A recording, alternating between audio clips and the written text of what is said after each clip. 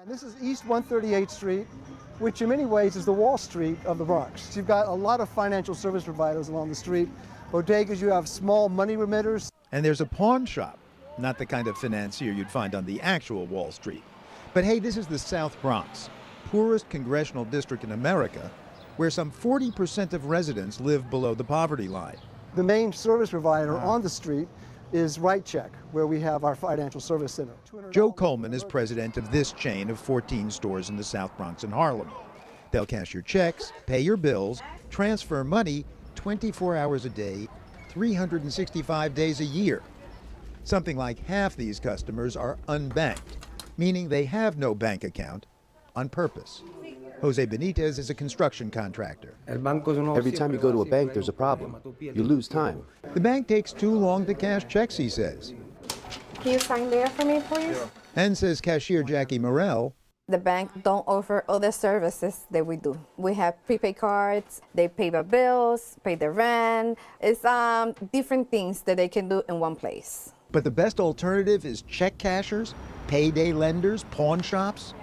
Maybe you assume what I did, that they prey on the poor. Suzanne Martindale is with Consumers Union.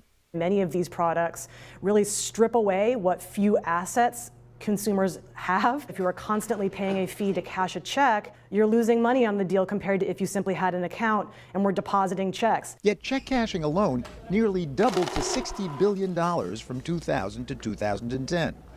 Why, wondered Lisa Servon. It didn't make sense to me that people would be using a service like this in increasing numbers if it was so bad for them. I had done work in low-income neighborhoods for 20 years, and I knew that people who don't have very much money know where every penny goes. So that's when I scratched my head and I realized there's got to be more to the story.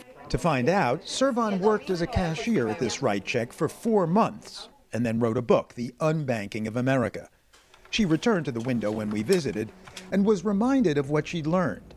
People on the edge have no savings and often need access to every cent they can get their hands on right away.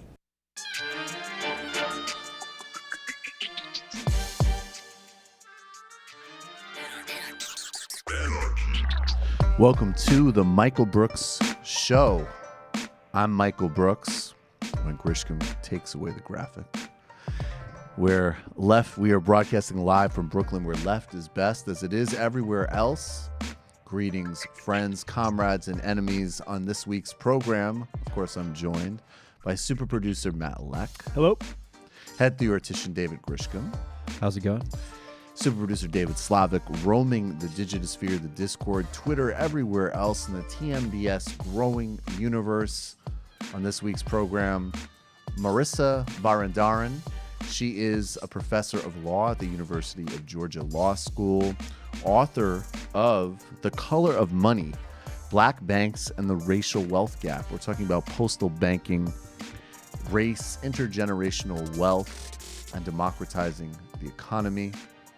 Then Felix Biederman from Chapo Trap House, our shared political hero, Louis Farrakhan, has some new interesting comments on Donald Trump and the FBI. Plus, Alex Jones sat down for a genuinely mind-expanding interview with that young man who will not leave his parents' house in upstate New York in Rochester. And we might have something of a new campaign to announce from the TMBS show along those lines. Something to do with let him back in his room, Mr. and Mrs. Rotundo. Plus, shithead on shithead violence as Sam Harris confronts Bret Stephens for the only valuable column that Bret Stephens has ever written. We'll get to that. Plus, a new segment with our very own David Griscom and much, much more on this week's Michael Brooks Show. But first, we have to start with a moral truism and a little bit of a history behind that moral truism. We need to abolish ICE now. Abolish ICE is not just a Twitter hashtag. It isn't just an example or a way of proving your bona fides in Trump's America of opposing racism, of having humanitarian concerns. It's addressing one of the most clear and present dangers in the United States today to human dignity, to the rule of law, and it also is a response to what absolutely is, and I think I want to quote a friend of mine and friend of my show and friend of Majority Report, Stephen Robbins, Ronald Reagan, an immigration attorney. It is about ethnically cleansing America. The Republican Trump strategy of deportations, of terrorizing families across the country, of a right-wing talk show fanatic that I was paired against in a TV debate last week, who has called for the military to be deployed into cities to round up immigrants. This is on a clear continuum. And it's on a clear continuum with feeding the racial anxieties of the white identity politics of the Republican Party, and also an electoral strategy for a party that realizes it cannot move away from a hard right position on race and identity and needs to stay in its core, a white identity party. And if it's going to win and it's going to maintain those demographics, it needs to diversify America. That is the thinking behind this. That is the strategy. That is the truth of Buchananism, of Bannonism, of Trumpism, whatever we want to call it.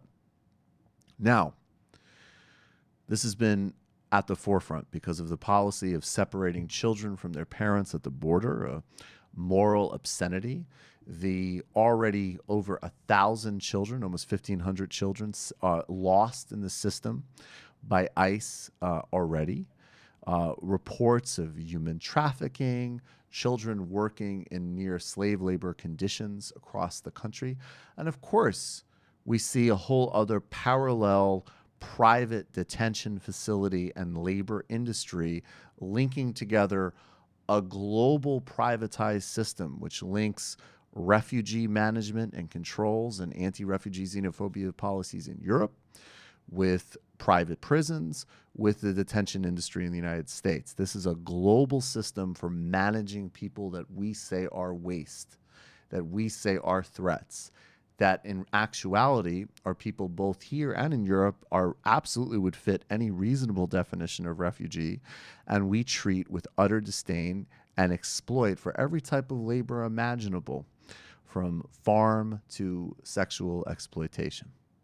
Now, there is no clear democratic position on this. There's a clear left position on this, which is that we have to get rid of the criminalization of people, period, and we have to completely accord rights, access, and openness to all undocumented people in the United States, and there needs to be a general amnesty. Abortion, amnesty, and abortion, acid, and amnesty sounds good to us.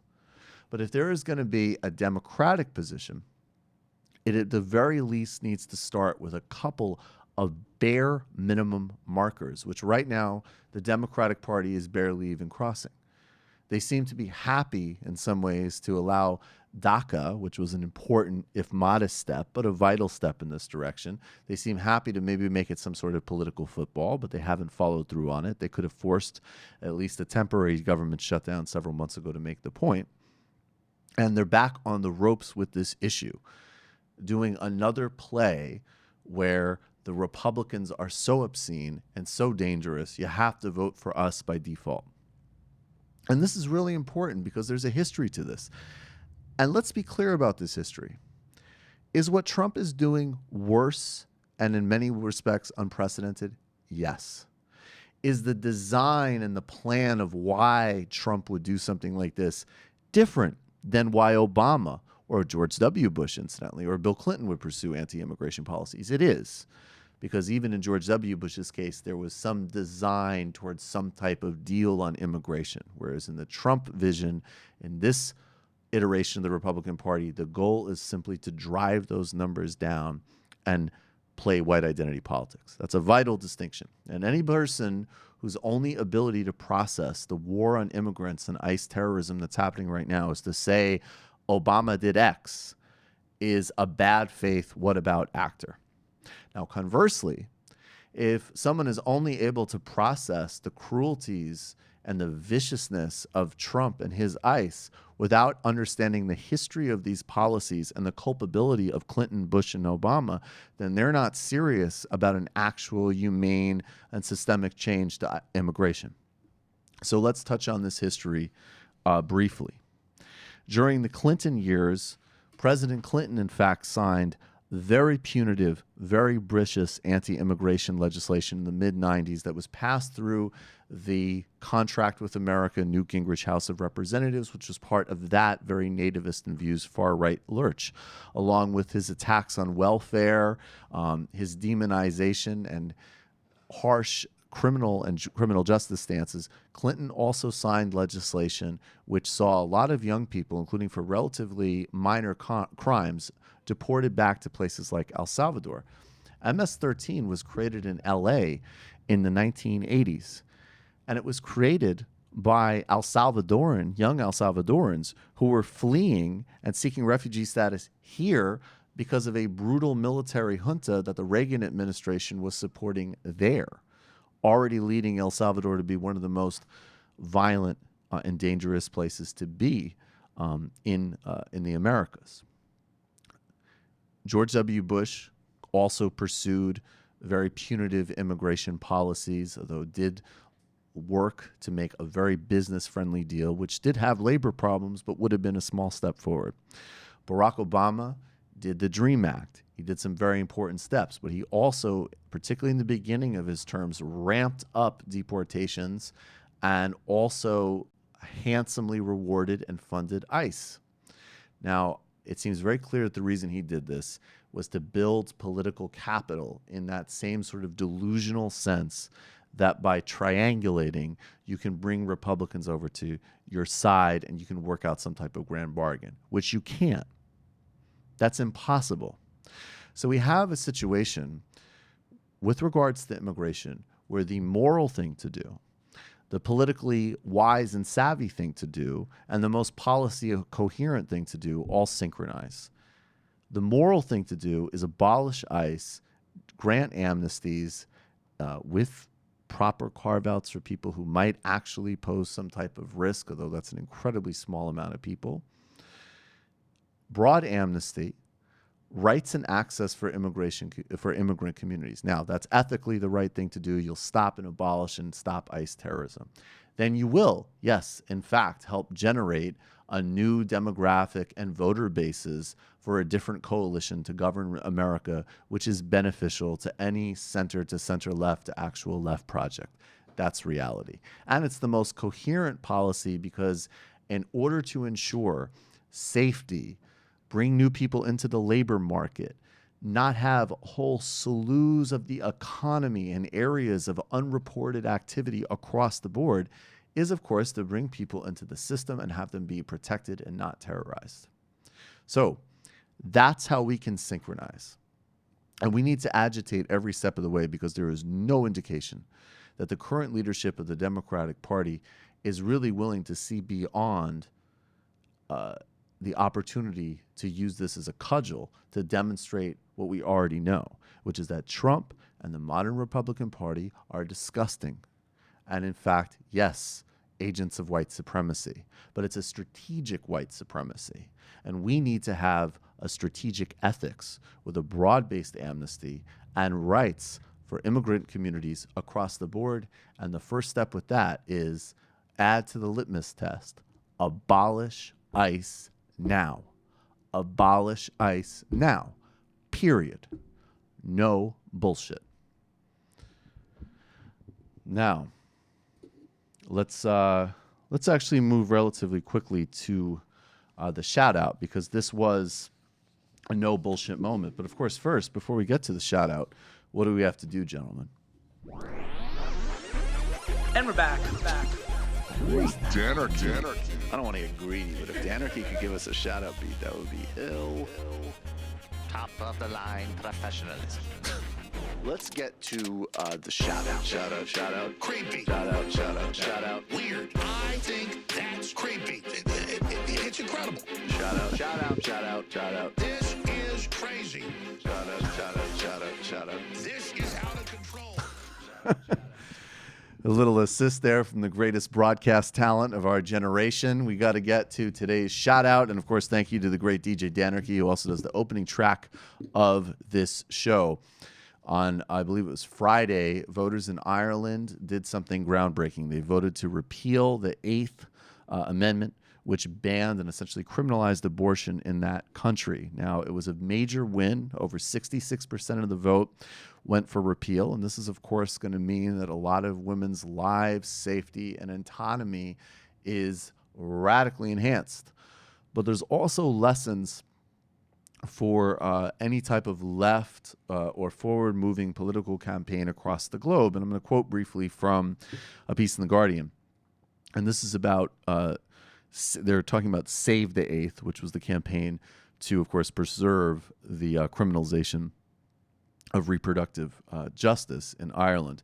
Save the 8th and other anti-repeal campaign, Love Both, used apps developed by the U.S. company Political Social Media, PSM, which worked on both Brexit and Trump campaigns. The small print told those using the apps that their data could be shared with other PSM clients, including the Trump campaign, the Republican National Committee, and Vote Leave.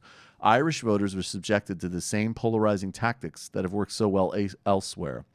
Shamelessly fake quote-unquote facts. The claim, for example, that abortion was to be legalized up to 6 months into the pregnancy, which was not true of this bill. The contemptuous dismissal of expertise. The leading obstetrician, Peter Boylan, was told in a TV debate to quote-unquote go back to school.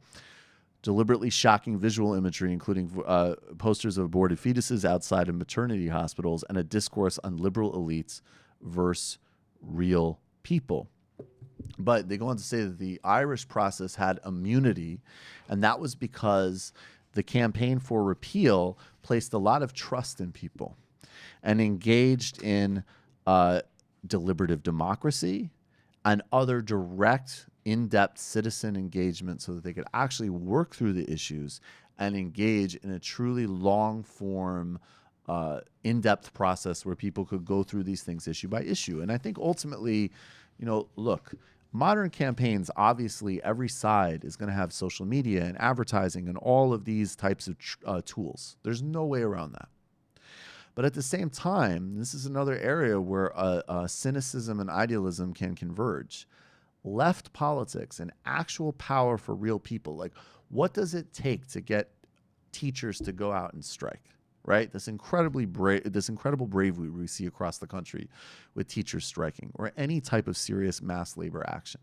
Well, of course, it takes conditions being pushed to such an extreme that people need to take those steps. But it also takes a really politically engaged and discursive culture where people have a sense of power and claims over their own issues. And a political process is not just managed by a disconnected technocracy that thinks it can manipulate people with data instead of emotions, which certainly is a fool's errand. So this was an incredible success in Ireland. This will make people's lives radically better there. Of course, first and foremost women, but in fact, everybody. And this was a triumph not only of a needed and vital policy change, but also of a way of doing politics, which is going to be elemental to any type of left project anywhere. And now we're going to talk about why you should join this left project. And don't worry, you'll hear from Matt and Griscom soon. They're just, they're recovering. They shared an opium pipe before the show, so they're a little out of it. Do we have the pitch music ready? NBA season? LeBron versus the Warriors. What's your pick? Actually, I want to know what's over and under on that series from both you guys. I'm definitely going for LeBron, but I think the Warriors in like 5 or 6. Okay, rooting for LeBron, but picking the Warriors in 5 or 6 is not even much of a contest there. I don't know who's got home, but it's if the Warriors got Game 5 at home, it's the Warriors. Okay, Griscom. I don't need any nuance. I'm going for LeBron. So just going for LeBron, not even a prediction. You're just rooting for LeBron. Oh, I mean, I appreciate greatness, and in basketball, I've never really been a team player. I've always been more of an individualist. No, I'm me too. But I'm saying if you don't find me in basketball, maybe because there's so many black guys. Goddamn communists. I'm going to pick Golden State but 7. I think it's going to be close. I hope you so. just can't put LeBron on the floor and not think that there's a very high probability that he could figure out a way to win the game. I mean, that being said, I don't know if he can show. They got lucky with the Celtics, I think, because the Celtics are such a young team. Yeah, I think a little bit more of a their two seasoned best team, guys they would have too. won. What? If they had either Kyrie or Gordon Hayward, If they had would've Kyrie won. or Gordon Hayward, they would have won for sure. But LeBron is LeBron. All right. Yeah.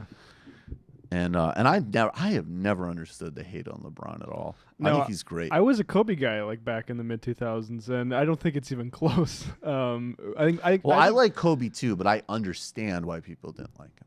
I don't understand why people don't like Kobe. Yes. Oh no, I don't mean, understand why people don't like LeBron. I think most LeBron hate is old Kobe guys. Oh, I see. That's what I think. They just don't like the young. Yeah, exactly. The interloper, the usurper. Yeah, that's probably no. But there was a lot of other even that thing that he did when he left Cleveland and he did the whole countdown to going to Miami. Oh yeah, that was lame though. It was lame, but it was also guys, you don't own him. I mean, he has a right to do something that's lame, the response to him was a little bizarre. And that actually made the league, not to get into basketball talk, but that made the league more interesting too, because you have all these super teams now. And I think that's actually fun. You like the super teams. I like it during the playoffs. I mean, I've probably watched a bit less regular season than I would have, but I don't even think that's true. I like this during the playoffs. It's fun to watch people excel. All right. Speaking of people excelling, TMBS is doing well. We're growing. We appreciate all of you. There's going to be a new Woke Bros this week.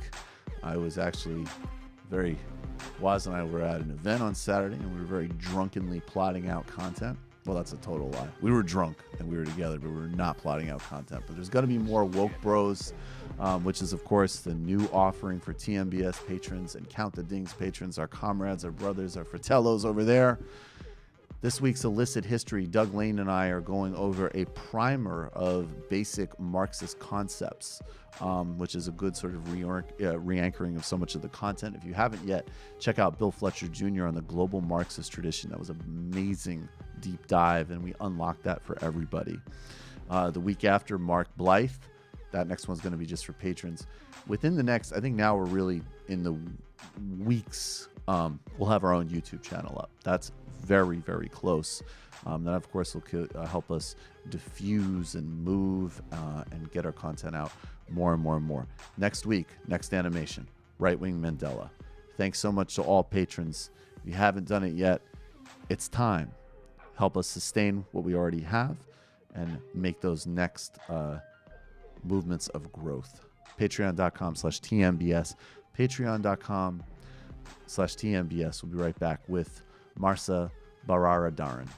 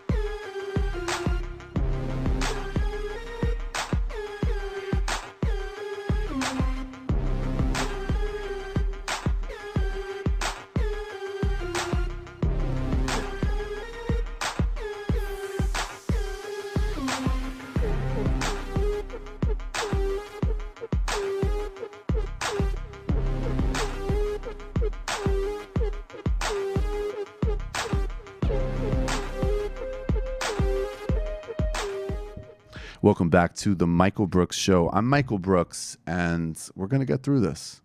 Let me see. The interview, of course, is going to be an incredible pleasure for everybody. But Mehrsa Baradaran. Baradaran, yes.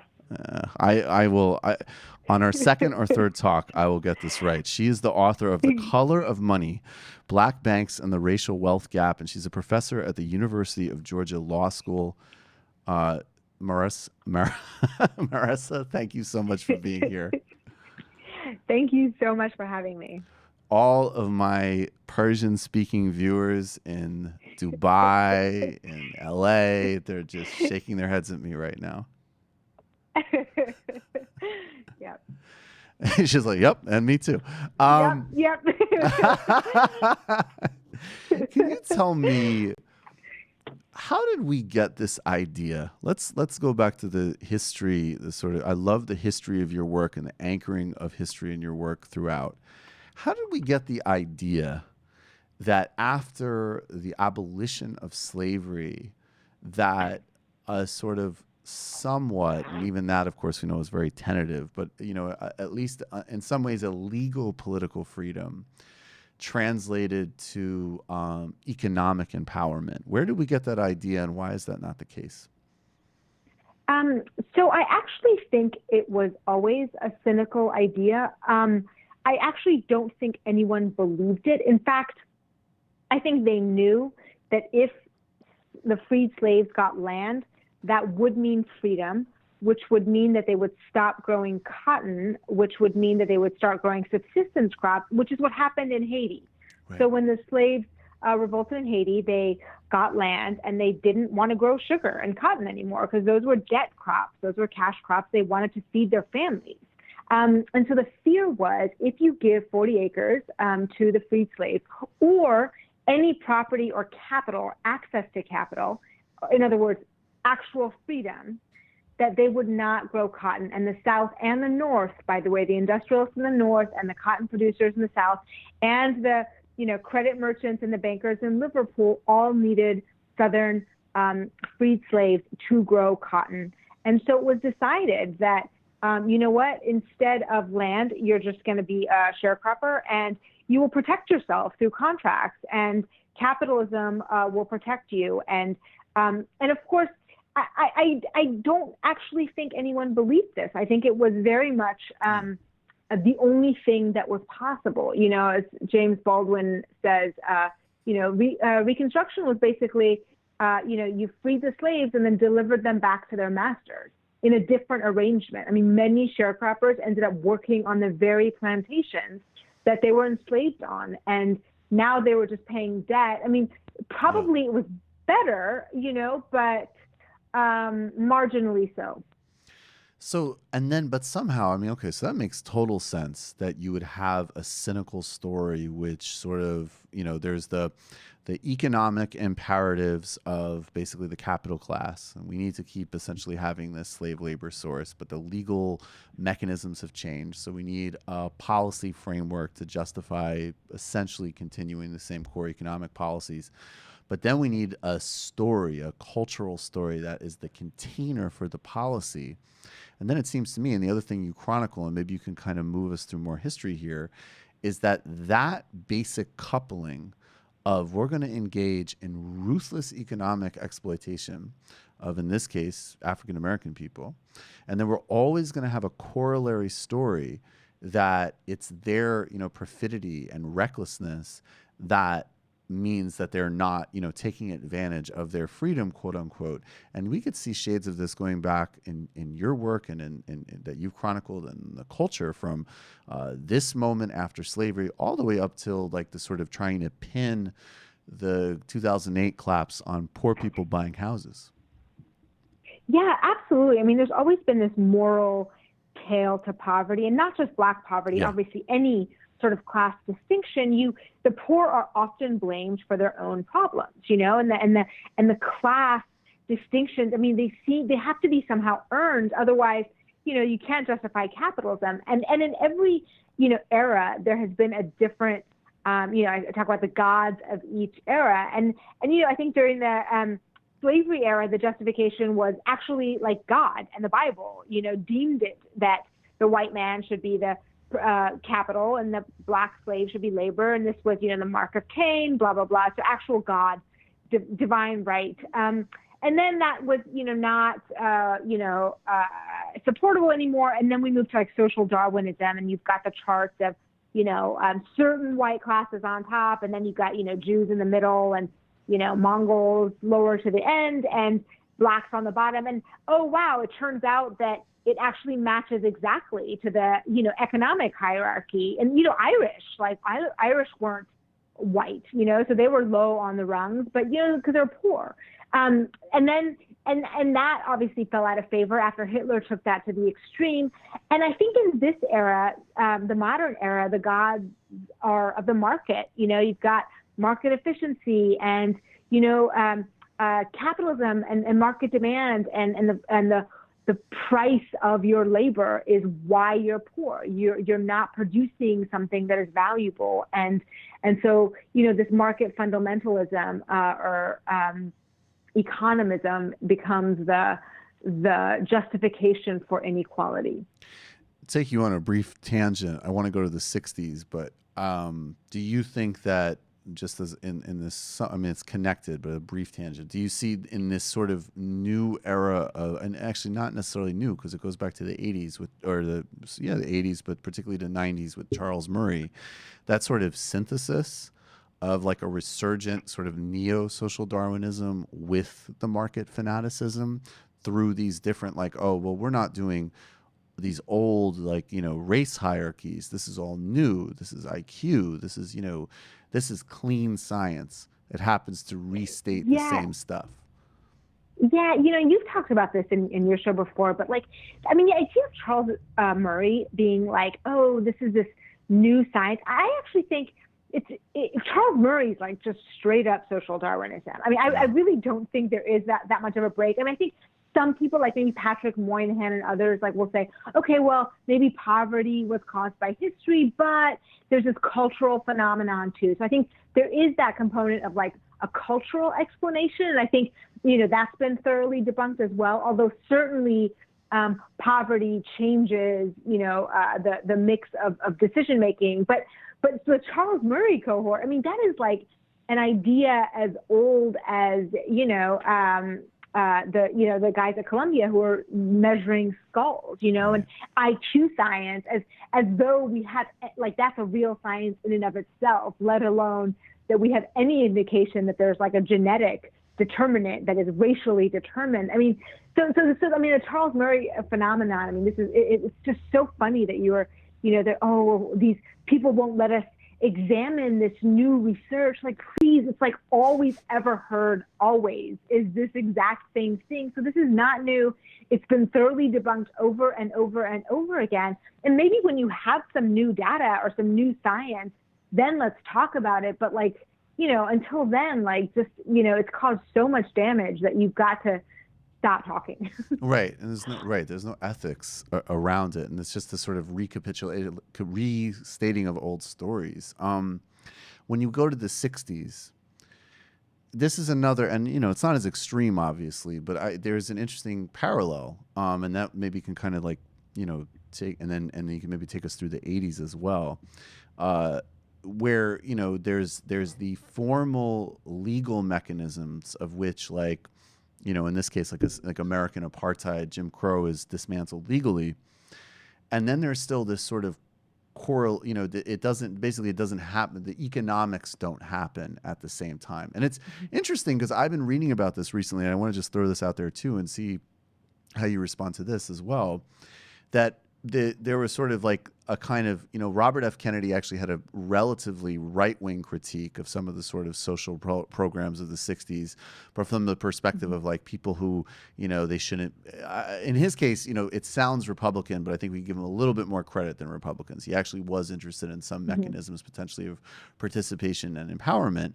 And then you also had people, socialists basically and Marxists who were very critical of the sort of punitive, paternalistic sort of way that these programs are getting implemented, because again, from even, there was from the perspective of like these programs are not letting people fully participate in capitalism and acquire wealth. And there was also the critique that, you know, these programs are not about gaining power and autonomy of any kind.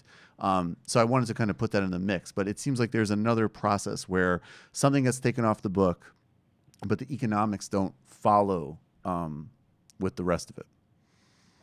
Absolutely. I mean, I think it's hard for us to understand how much of the civil rights movement was embedded in this Cold War sort of framework. I mean, really at the time, like capitalism was on the margins. Like like a lot of people predicted that the Soviet Union would just win, you know, and the capitalism still had to like prove itself. And so that actually led to some power for the civil rights movement. So you have in the 50s or before JFK, before Martin Luther King, the State Department telling, you know, President Eisenhower and Truman, like, we have got to fix our racial problems because the Soviets and the Chinese are using them against us as propaganda to like further other regimes to communism, right? So the State Department really pushes these like, you know, like we need better race stories because like we're getting, you know, worked abroad, right? So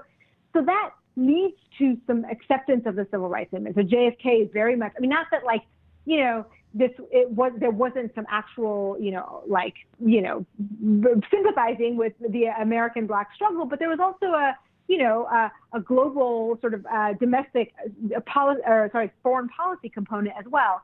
But then you have sort of this, you know, late 60s as socialists are gaining a foothold in the States, right? You've got this backlash that turns against the civil rights movement itself. So Martin Luther King is obviously, you know, pinned as a socialist. All of the principles of the civil rights movement are very sympathetic, and they're really moving in that direction. In fact, I actually think if you look at MLK's early, mid, and late work, there's that economic justice element, this sort of socialist, populist, call it what you will, streak throughout. So he very much understood, and he talks about segregation is not about race, it's about, you know, imperialism and oppression. You know, a lot of Malcolm X is talking about the Black struggle in the North as a colony, right? This is imperialism. And, you know, he says, show me a capitalist and I'll show you a bloodsucker, you know? Right. So this was all. That's one of the taglines for our show, actually. Yeah. I mean, this is, you know, and so all of them, the Black Panthers, of course, very much a socialist inspired movement. And so really that backlash against them is wrapped up in Hoover sort of like trying to, FBI trying to shut down communists. And so I think, you know, you and then you have Alan Greenspan. So when Richard Nixon comes into power in 1968, you know, the world, I think, changes from, you know, 1965 when the Civil Rights Act, the Voting Rights Acts are passed, to 1968 when Nixon is elected president. You've got the Vietnam, you know, marches. You've got this, you know, Cold War sort of thing heating up. And once Nixon comes in, he comes in with this white and conservative backlash to all of it, not just civil rights, but socialism and the hippies and the draft dodgers and or the draft protesters and all of these social forces. And Alan Greenspan, you know, is Nixon's economic advisor. So part of that whole thing is this like libertarian streak. And of course, libertarianism then comes in against the civil rights movement. So as soon as the Black Americans start demanding the same socialist programs, by the way, of the New Deal that had created a white middle class, as soon as they start asking to be dealt into that, you get this libertarian backlash that says, oh, well, that's anti-capitalist. Anyone who calls for integration or reparations is a socialist communist, and we can't do that. So Alan Greenspan literally writes this letter to Richard Nixon and says, you need to stop with this civil rights stuff. It's anti-capitalist. Milton Friedman's Capital and Freedom. He talks about civil rights laws. I mean, the civil rights law itself was anti-capitalist. I mean, he says racism is not efficient, and so racism will go away if the government just gets out of the way. Right. That's Milton Friedman's whole push in that book. So I think it's all bundled up, and it's hard to disaggregate, but it's a real clear shutting down of any social economic movement. And so then does that lead to, like, in the 80s, obviously Reagan is elected. There's a lot of attacks, across the board. I mean, gutting what is already a really modest social safety net in the United States. Then also you've talked about how in the 80s was when community banks started pulling out of communities of color. And then, in the 90s, we have just like mass financial services deregulation. Yeah. I mean, that starts in the 70s, and there's inflation, so the Fed becomes hyper fixated on that. You've got the total deregulatory spin of Reagan, and then, but on the same hand, you're deregulating financial markets, and you're sending the Gestapo, the police, into Black and brown communities to imprison all of anyone basically that is out of line. So it's this weird libertarian thing, but only for white bankers, and the rest of the people. It's increased carceral strain, and that goes through Clinton. Obviously that story's been told, but really it's Nixon and this division of this decision of the Republican Party to go with the Southern strategy, and then linking that Southern racist strategy with this libertarian streak, and then trying to get, trying to cut across. And this has happened several times in history, where you have almost a coalition of white poor and Black poor and brown poor sort of joining forces against the oligarchs, and then it being undercut by race baiting.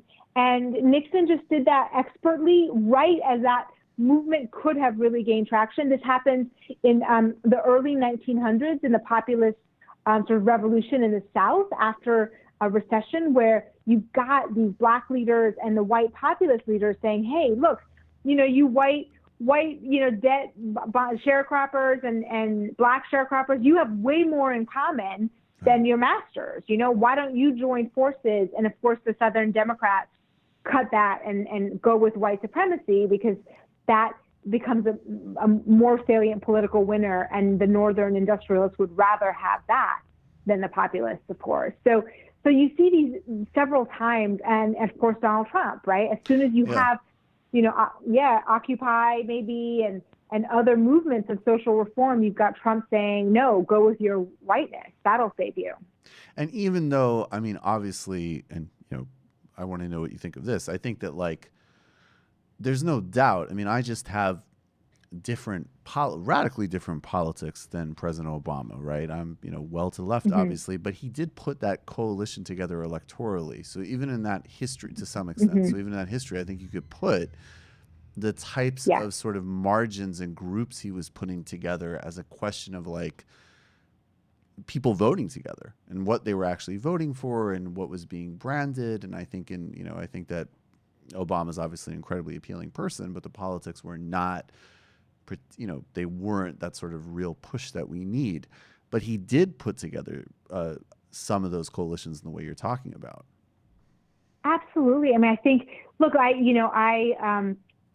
had that hope in 2008, and really, I think as soon as Obama picks his economic advisors, I felt like a gut punch. Like, are you kidding me? These guys, but I think, but the surprise came because he really was talking big time, like, oh, we'll do the New Deal again. I mean, it really seemed, at least to me, that he understood what needed to happen. And I honestly think the financial crisis spooked him. I think he was really early on in office. He didn't have the chops to do the fight. And, I obviously go back in history and have a more experienced president who could have anticipated that he would have had a window to push for, like, big time reform of the entire economic sector. He had his chance and he blew it. Could he have done it? I mean, if the economic crisis had happened on his, sixth year, would he have done it? I don't know. I mean, I hope, I don't know. Some people say no, but I still, I still like the man. Well, he should. Yeah. I mean, I think if you don't like him on a sort of personal style level, I mean, that to me is just weird. I don't know, like, what's not to like. So then on a slightly more hopeful note, I want to ask you just your thoughts on two big policy ideas that people have been talking a lot about recently. And I'll start with one that you are, I would say, a major reason people are talking about. The only reason I know what postal banking is because of you. And you've also helped write this legislation, for Senator Gillibrand. What would postal banking do to help move the ball forward? Yeah, so I mean, there's this problem that I think is so catastrophic for people who have to deal with it, and totally off the radar for those of us who don't. And this is that there's a ton of the population, about 30 to 40% of the population, who has to rely on payday lenders and check cashers just to use their money or to send it abroad. And this is, 10% of their income. These are the people on the financial margins anyway. So I've done research onto this idea. And so I thought, look, I mean, let's just start with basic principles, right? Credit policy is a governmental policy, right? All banking, forget your free market ideals on corporations and businesses. We can quibble, but banking is a public endeavor, right? Banking is linked. All banks are linked to the Federal Reserve. We pretend that they're private markets, but we saw in 2008 that we cannot let the nation's banks fail. And what that means is that because banks operate with our money, right? So what that means is they are public utilities, essentially. So the idea that you have the Fed, not just a Fed, the FDIC, FHA, the government-sponsored entities, Fannie Mae, Freddie Mac, not just generally day-to-day giving them credit support, but to the extent that they fail catastrophically, there's also a bailout. So once you have all of those governmental supports, you start to understand what banks are, and they're tools of a federal policy and monetary policy. They're connected to the state. So you have this industry, and it's profit-oriented, right? So the banks think that their interests are with the shareholders, but really the public supports them. And so they choose their customers. And what banks have chosen over the last 30 years is to only serve their wealthy customers and to screw them at that, but forget that for now. But to leave out that 40% of the public that it just isn't profitable for them to serve. So if you have less than $5,000 to deposit in a bank, those banks don't want you. That's why they do the overdraft fees. That's why they close up their branches in your neighborhood. And so those people, as soon as the banks left in the late 70s, early 80s, the payday lenders and the check cashers came in. This is a relatively new industry. So over the last several decades, you've got this void being filled with these loan sharks that are, taking the last, dollars and cents of the people who need it the most. And so the idea with the postal banking is, forget the post office for a second, right? It's just a public option for credit and for financial transactions. So banks have a monopoly on the payment system, which is the way, if you pay someone else, that check has to clear, and only banks have access to that clearing. But that's a public entity, that's a public, franchise, that's the Federal Reserve. And so just allowing the post office to do that, right? So offer an account at any post office is just as a public option. Why the post office as opposed to a public library? Several reasons. One is in every developed country abroad, the post office does this. Two, in the U.S., from 1910 until 1966, the post office offered savings accounts. They were to, immigrants, poor people, phenomenally successful. And three, the post office has this mission to serve every community regardless of cost. I mean, it's the most democratic institution that we have, predates the Constitution. So it's very foundational to the American democracy. And Ben Franklin put this together. The founders decided on the mission of the post office. And this is why you have a post office in random rural areas that have nothing else. So it's in every zip code, and the post office should just do it. I mean, it's this is an idea when people first hear of it, they're like, that's crazy. And then they hear more about it and they're like, that's obvious. You know, I It's mean, totally I think obvious. It really, Yes, it couldn't make more sense. It's also I also heard that Ben Franklin actually said that if you show me a capitalist, I'll show you a bloodsucker. Is that true, Professor? That's not true. Okay. I'm sure That was Malcolm X. I think, yeah, maybe Abraham Lincoln. Or that would he's already really high. That would shoot him up several more points. Yeah, totally. So we need postal banking. What about a federal job guarantee? What is your thoughts on that? What are your thoughts on that? I think it's again one of those ideas. One where the devil's in the details. So I've heard a lot of debate on this, and people are like, no and yes, and I think it's because they have different plans in mind. So I think it's a great idea if we conceive of it in the way that the New Deal era programs were done, but adapted for the 21st century, right? So the idea would be that, you create public sector jobs that we need, right? So we have awful infrastructure. We have terrible childcare programs. We have got, so many services that, quote unquote, like perfect markets just fail to perform, right? And we've got people out of jobs. We've got people being underpaid, and what David Graeber calls like tons of people in bullshit jobs, right? Yes. So the idea of the federal jobs guarantee is that you would create infrastructure programs that operate as a win-win, like postal banking, right? So we need a new highway, we need, solar panels, we need some new programs, new infrastructures, daycare, early childhood education, whatever, and you create the program and you fill the jobs. So that's one element of it. The other is the Federal Reserve component, which I think less people talk about, but it's just as important. The Federal Reserve, since the 1970s, has been hyper-focused on inflation, as though that is the big boogeyman. But it happened once, and it's like this trauma that they're still reacting against. That is not our worry right now. Right. We should, instead of focusing on inflation, focus on job creation and really understand that the Federal Reserve is behind credit policy and take that seriously.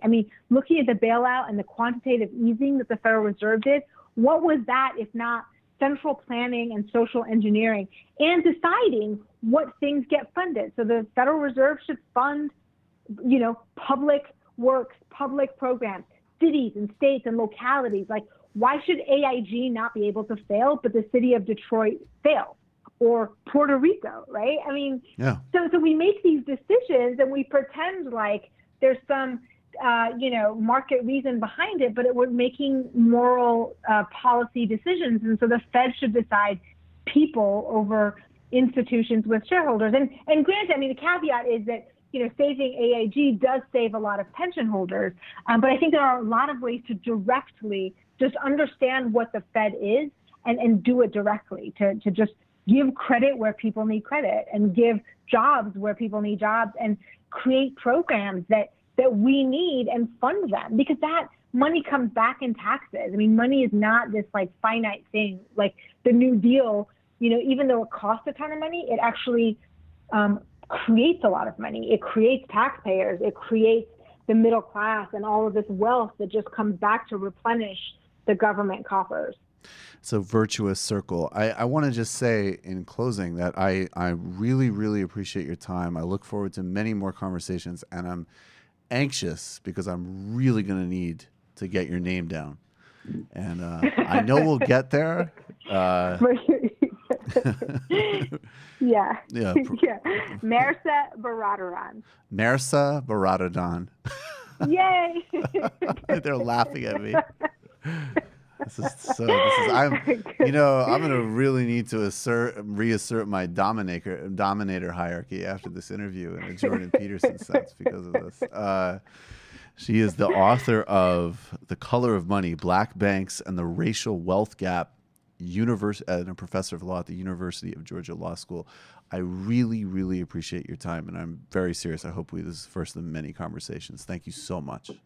Thank you so much. I really appreciate it. Okay, guys, here's what we're going to do. We have a new segment that we're about to unleash on the public.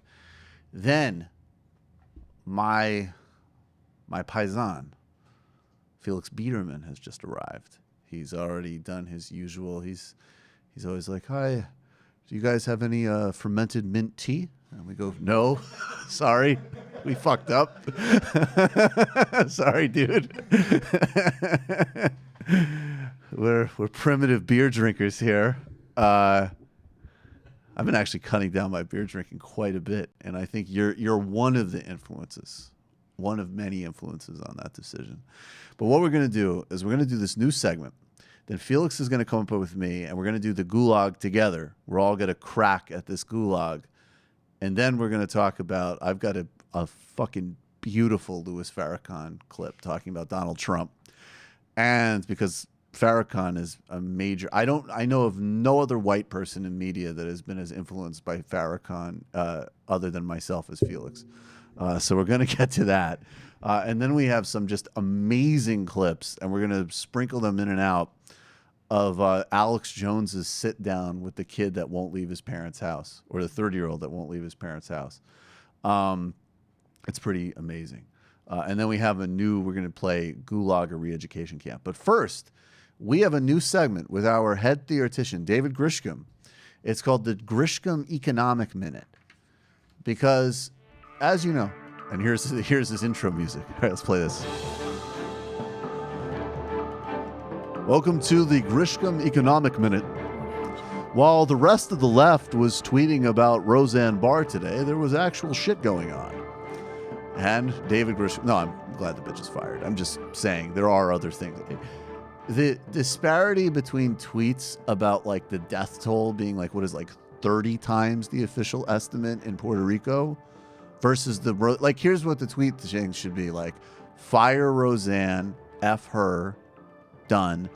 Now also there's a colonial enterprise and mass underreported deaths in Puerto Rico because of the United States' colonial policy and vulture capitalists. And then you hunt around and you look for like Jack Posobiet's reaction to what's her face, Roseanne getting fired, and then you laugh again. And then you troll him about Bumble. Yeah, and then you troll him about Bumble, and you're like, hey. So, without further ado, no, but seriously, David is right. Leftists need to follow the financial press, and you've been following a story actually about a new debt load up that flows out of quantitative easing in Africa that, well, take it from there, David. Yeah, I mean, actually, the last segment was perfect to sort of ease into this one. I mean, so basically, this is a longer story that's been going on for a little while, but it's something that I've been very worried about as I've been seeing it unfold. Throughout sub-Saharan Africa, we're now seeing a median level of public debt to GDP ratio that's around 50%. There's a full-on crisis in Chad, Mozambique, South Sudan, and Zimbabwe. And the crisis is unfolding in Ethiopia, Cameroon, Ghana, Kenya, Mauritania, and Zambia. Now, if you're somebody who might know a little bit about, GDP ratios and, national debt, you might not think that a 50% rate is very high. Mm-hmm. Think about the United States, which is over 100%. Right. But there's a problem in Africa, which is that they have a very low tax base. Right. And they have a very low tax base. Let's guess why. Because all the money that's made in Africa gets taken out of Africa into the United States and Europe, France, and China now. And China as well. Right.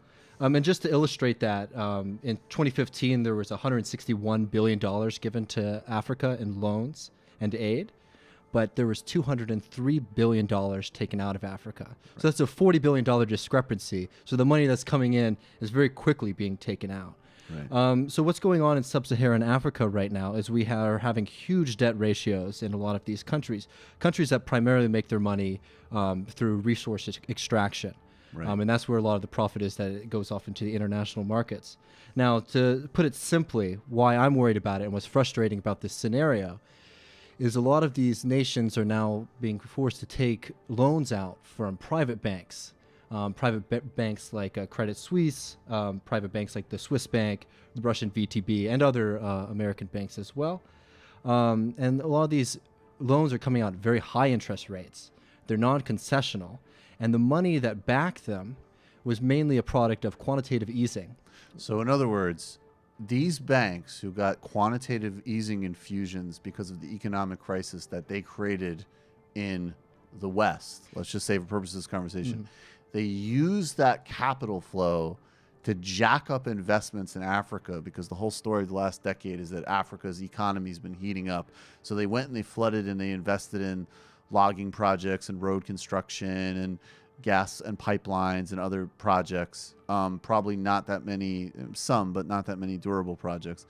And now, as we get back to debt levels that are comparable or exceed, I think you said, 2005, when there actually was an international effort at some debt forgiveness, these banks are about to say, pay up and F Africa again. Well, exactly. And what's even more ironic is that they couldn't invest money in the U.S. and in Europe because they had devastated the economy so much. Right. That the highest interest rates available to them were in Africa. And, a lot of these loans that they were giving out were highly speculative. And given to very corrupt public-private partnerships, which we know from the United States are typically scams. Right. So you got an example from Mozambique. Yeah. So, and this is, it's a really sad, and the reason this is such an issue is it's hilarious in a way, because there's a $2 billion loan given to Mozambique to build a tuna fishing fleet, which sounds like a kind of dubious investment from the first place. Sounds kind of cool. I would like to relocate this show to a Mozambique tuna fleet at some point in my career, actually. But basically, broadcast from a boat. The fleet doesn't get built, and the private company that they use the money for, they've now done an audit, and around $500 million of this loan has gone unaccounted for. Right. Which most likely means it went into somebody's personal bank account. Right. And the reason this is such a tragic story is because that $2 billion that now these banks are demanding being paid by Mozambique is the responsibility of the government. And even though that private corporations and vampires sucked up this money, they were now the people of Mozambique are responsible for it. And just two things. Yeah, because the government is going to say, of course the government can afford it. They just need to slash already utterly meager investments in healthcare and education, and people can starve and suffer to pay us off for our reckless loan that subsidized a corrupt deal. So you have the IMF and the World Bank, who basically for the past 10 years have been pushing austerity in sub-Saharan Africa, and these public-private partnerships. And only now we're starting to get some whispering, if you read the IMF recent reports from 2017, that maybe these public-private partnerships aren't very efficient ways to be spending money. Wow. So, basically what's going on, and it's the story of what's been going on for the past 30 years, is global finance is a way that international capitalism is able to keep countries under control, regardless of what democratic elections happen in those nations. Not only are the watchdogs asleep at the wheel, they have their feet on the accelerator. And, this debt is getting to a high level that these private banks and financial organizations that own it, they're not going to forgive it. But it's going to create such a large international crisis that what's very likely is that the United States and Europe are going to buy the bad debt from these banks and potentially forgive it for these African nations. Meaning, again, that the bankers get paid for their irresponsible and reckless behavior while everybody else pays for it. Show me a capitalist, I will show you a bloodsucker. Malcolm X or Benjamin Franklin. That was the Griscom Economic Minute. This is definitely going to be an ongoing segment. And perfect music selection by super producer Matt Leck. All right, let's take a 30-second, 1-minute break, and then I'll get Felix in the chair, and we'll go to the gulag, and we will move from there.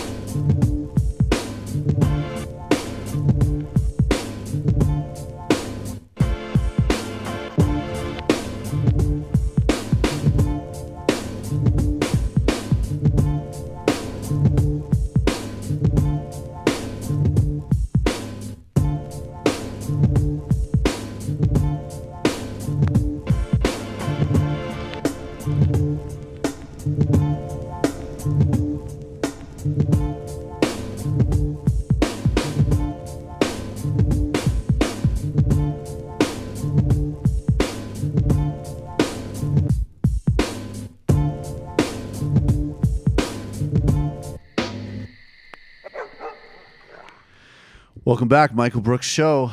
Joining us now is friend. Is we all right? What's going on? His fixes set up. Felix Biederman is with us. He's from Chapo Trap House. And is there anything else that you want us to talk about? Let's see. What else should we identify here? The two other things I'm working on right now, I'm not sure when they're going to come out. One's going to come out far sooner than the last one. The first one I've talked about a bit recently. It's our Twitch stream. We're starting a Twitch channel. I'm incredibly excited about this. Nice. It would have already started, but the company I got my PC from delayed it by like 2 weeks. So once it gets here, we're going to do some test streams. Primarily my Fortnite show with my friends, tentatively titled Bird Brain on Me, Team Fuck You Mean. That's the name of our clan. But other shows like Will Menaker's Cooking Hour and a series where Matt plays the Assassin's Creed games because the bad gameplay and bad history will aggravate him.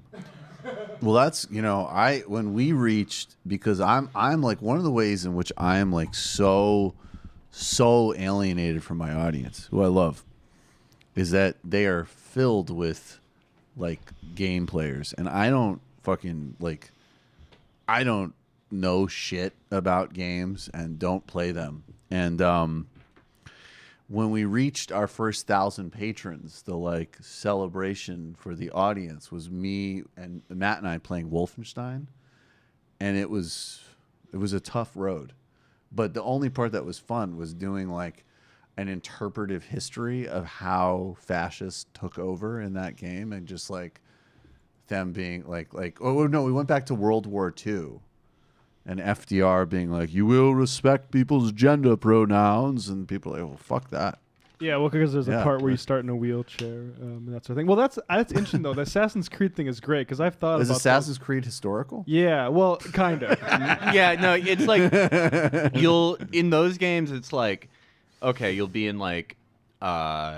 I thought the first few ones were good, but then it went off the rails. I like the London one a lot, actually. I hate the new ones. For game illiterate people? What is the game about? So it's about like, it's sort of like the Ender's Game Matrix sort of bullshit concept, which is there are people who they can go into these machines called animuses and live out their ancestors' genetic memories to find like artifacts from a lost civilization for this evil company. Or like lost menorahs and potatoes. Yeah, exactly. And the first one's in the Crusades, and it's like kind of fun. And the next one's in the Renaissance. Actually sounds kind of cool. They were like pretty cool games fair until enough. they just like started cranking them out every year, and it just sucked. But the history is like Leonardo da Vinci and like Isaac Newton like knew each other and were friends and were in the same like club. They're like, so it's like Bill and Ted's Excellent Adventure. Exactly, yeah. It's like, all your favorite guys from history, they were all friends. And they give you missions to tail somebody for 250 meters, and you keep clipping through the textures because they haven't patched this game yet. And you have to protect an NPC that runs straight into guards and gets sliced into bits. But on the plus side, I actually I would like another game tutorial, Matt. well, one of This those actually sounds NPCs fun. is you get to play as Karl Marx's bodyguard. In the Yeah. other ones. You get to play as Karl Marx's. Yeah, you get to All right. escort him to like a meeting. Fair enough. And as Karl Marx like, this is my buddy Botticelli. We're hanging out. That would be awesome. Just like start intentionally fucking up kids, like any like sense that they might even have of like timelines. Like JFK is just like, have you met my friend Engels? We're gonna bang some Swedish girls at this Renaissance art exhibit. They're gonna like full right-wing takeover of Ubisoft, the publisher of the game, and it'll be one in the 60s, and you have to do a mission for Martin Luther King, and he's like, and the most important thing is you always have to respect people's opinions, no matter what. My dream is for everyone to be colorblind. There's no one sees color. That it's bad to be racist to white people too. And you're like, damn, I'm learning a lot from this game. I need to be escorted through a college campus and allow my ideas to be expressed freely. You sneak through a crowd at like a talk, and you have to assassinate the protesters. Yeah. Martin Luther King gives you an assignment to protect Ben Shapiro. He's like, all opinions are valid. Friend, Ben Shapiro was at an event recently where he said, quote unquote, trannies' feelings are real, but they ain't what the gender say the gender is. These crazy protesters are a threat to Ben's well-being. We're going to... That should be the new Saw. The new Saw should be like that the Jigsaw guy takes control. Dave Rubin. He's Dave Rubin. He gets 5 liberals and he posts the N-word on all their social media, and they have to complete tasks to delete it. And he's like, see? Critics are saying... You should appreciate life more. Yeah, what point... critics are saying about Saw 10, what point were you trying to make? What was the point of making this movie? I'm not sure if it has an ideology. What is it? I'm just picturing Dave Rubin talking with Martin Luther King and him just being like, and you're interested in ideas, not people's skin color. Exactly. You got it. Dave Rubin as Jigsaw, but still doing his show. Like giving Ben Shapiro riddles. Yeah. Well, that now all of a sudden that sounds a lot more appealing. It's easy to imagine Rubin with Jigsaw makeup on. Yeah, it is very because it is his makeup. All right, let's people are saying that I'm killing people, but I'm giving them a choice. So it's frankly interesting that they're saying that I'm murdering people when I'm actually giving them a choice. It makes them appreciate life, which is what liberalism is about. Did you see Mother Jones's profile saying that I'm killing people and I'm giving them the option to live? Yeah. I'll sue you. Yeah, he just wouldn't hide his identity at all. He'd be like, okay, fine, I'm Jigsaw. Yeah. You know, at TYT, I ran this by Jank. I said, what if we gave people puzzles where they could escape from their own torment or get their skulls imploded by a vice grip? And he was just like, no, I don't think our audience would be interested in that. And that was how ideas were treated there. Candace Owens, when was the first time you set up a... like every single guest. And they're just like letting them kill. The cops are just letting them kill people, and they're like, they're technically not killing anybody. It's like the people are making the choice to die. Yeah, right. Fine. And then Sam Harris would have the thought experiment. And we're like, okay, but what about people who could do Jigsaw that didn't have the same intentions? Sam Harris will find out like one of them listened to My Chemical Romance and will interpret that as like fundamentally they wanted to die anyway. Okay, these are facts. I was like, well, we're going to do our gulag because it does involve Sam Harris. But I love that like Sam, among many things that I really don't like about Sam Harris, I do. It's like we talked last week about the ball. Did you watch the Jordan Peterson debate with Michael Eric Dyson? I did not. Yeah, it was a good use of your time. But just the balls of a guy who, like, in the same week he has a New York Times article coming out where he's like, dragons are real. To be like, you better quantify racism to me or it doesn't exist. That's some real, like, that's brass. And for, like, Sam Harris's whole brand is like, facts are facts and facts are real and real are facts and facts are things. And then to be like, but in my mind, what if we were on a spaceship and I was reading Auden and you were reading the Quran? Yeah. You would be worse. Therefore, this 6-year-old Palestinian needed to be shot in the face. Yeah, it's weird. Like the they've like all gone to Peterson is weird because Peterson's whole thing is like it's religion, but like God is like Ty Lopez. It's like so fucking Hi, weird. this is a car. Yeah. How'd I get this car? Yeah, the 10 Commandments are that you have to read a book every day. I like my Ferrari, but but these are a lot more important. They're my books. Yeah,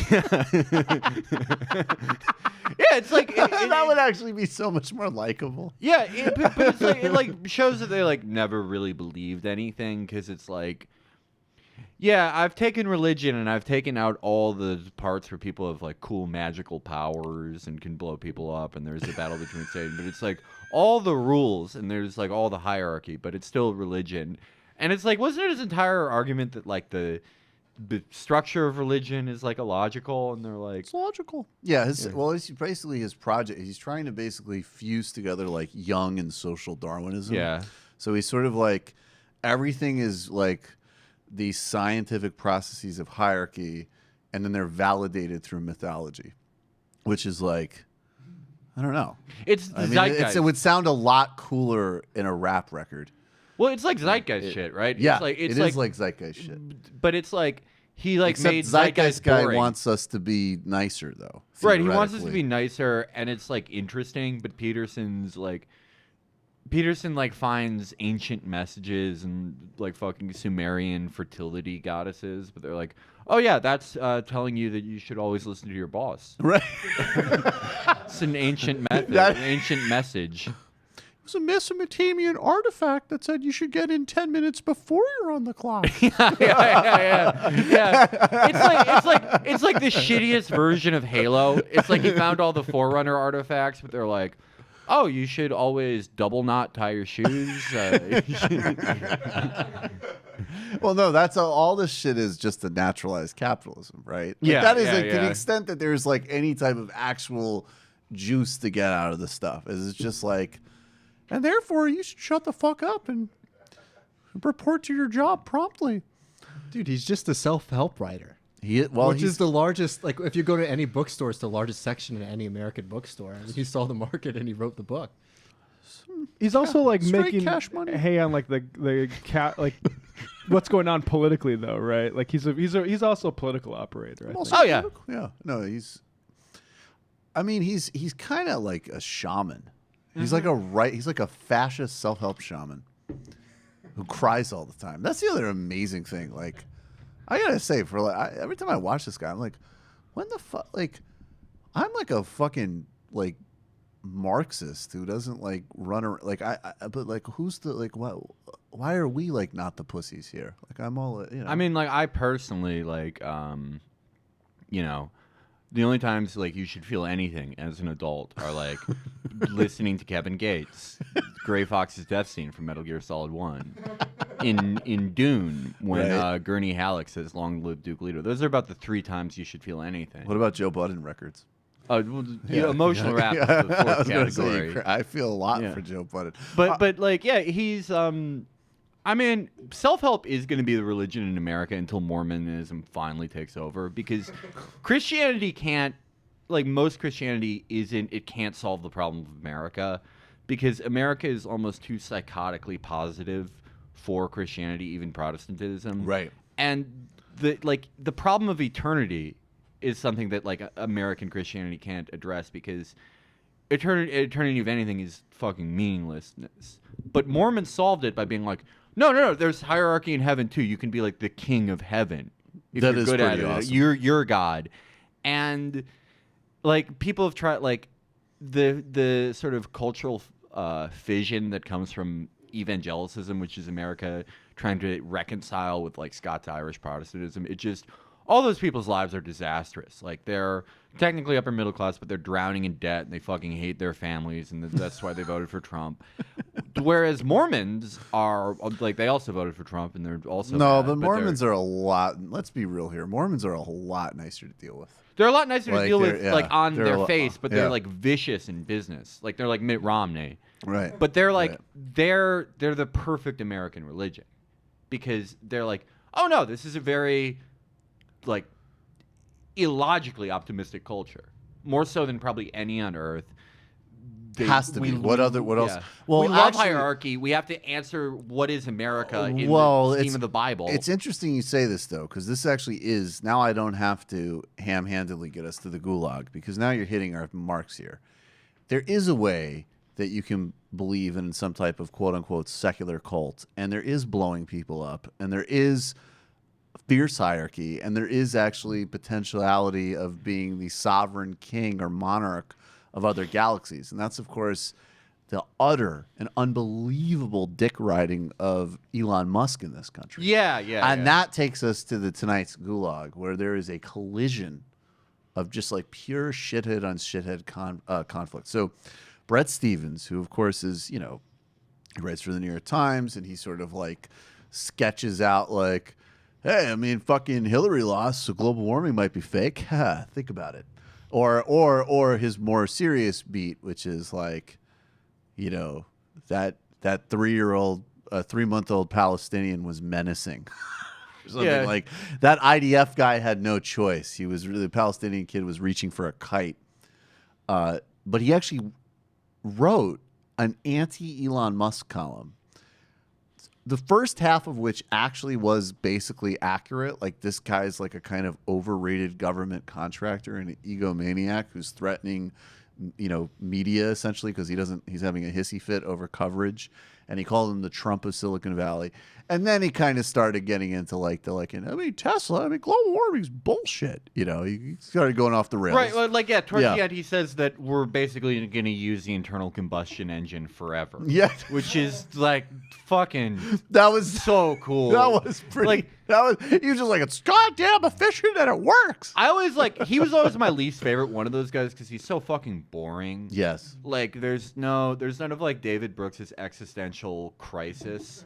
David is not happy. David Brooks is like, he's like a David O. Russell character, so it's like kind of interesting. Or like, you know, fucking David Russell character is a little more creative than David Brooks. That's true. You have to put these on a handicap. David Brooks is almost like, what's that Jack Nicholson movie? With The Kathy Weatherman. Bates? Oh wait, the other one. No, the one where he's in Nebraska driving a camper. I know which one you're talking about. I forgot the title. Somebody basically anything of like imploded middle-aged desperation. Is David Brooks. Yeah, and Maureen Dowd just goes for it. You know, like it's just always like, okay, but I think Maureen Dowd was definitely like living her best life before that was a thing. Yeah. She's like, I'm just gonna drink a martini and make up a fake conversation I just had where I called Obama pussy. Yep. Exactly, like, and that's in the New York Times. Yeah, that's what I did. Fucking Thomas Friedman is an auteur. He just invented a whole like style of shitty comments. But Brett Stevens is fucking boring. Right. That's why like the Wall Street Journal wanted to get rid of him because he was boring.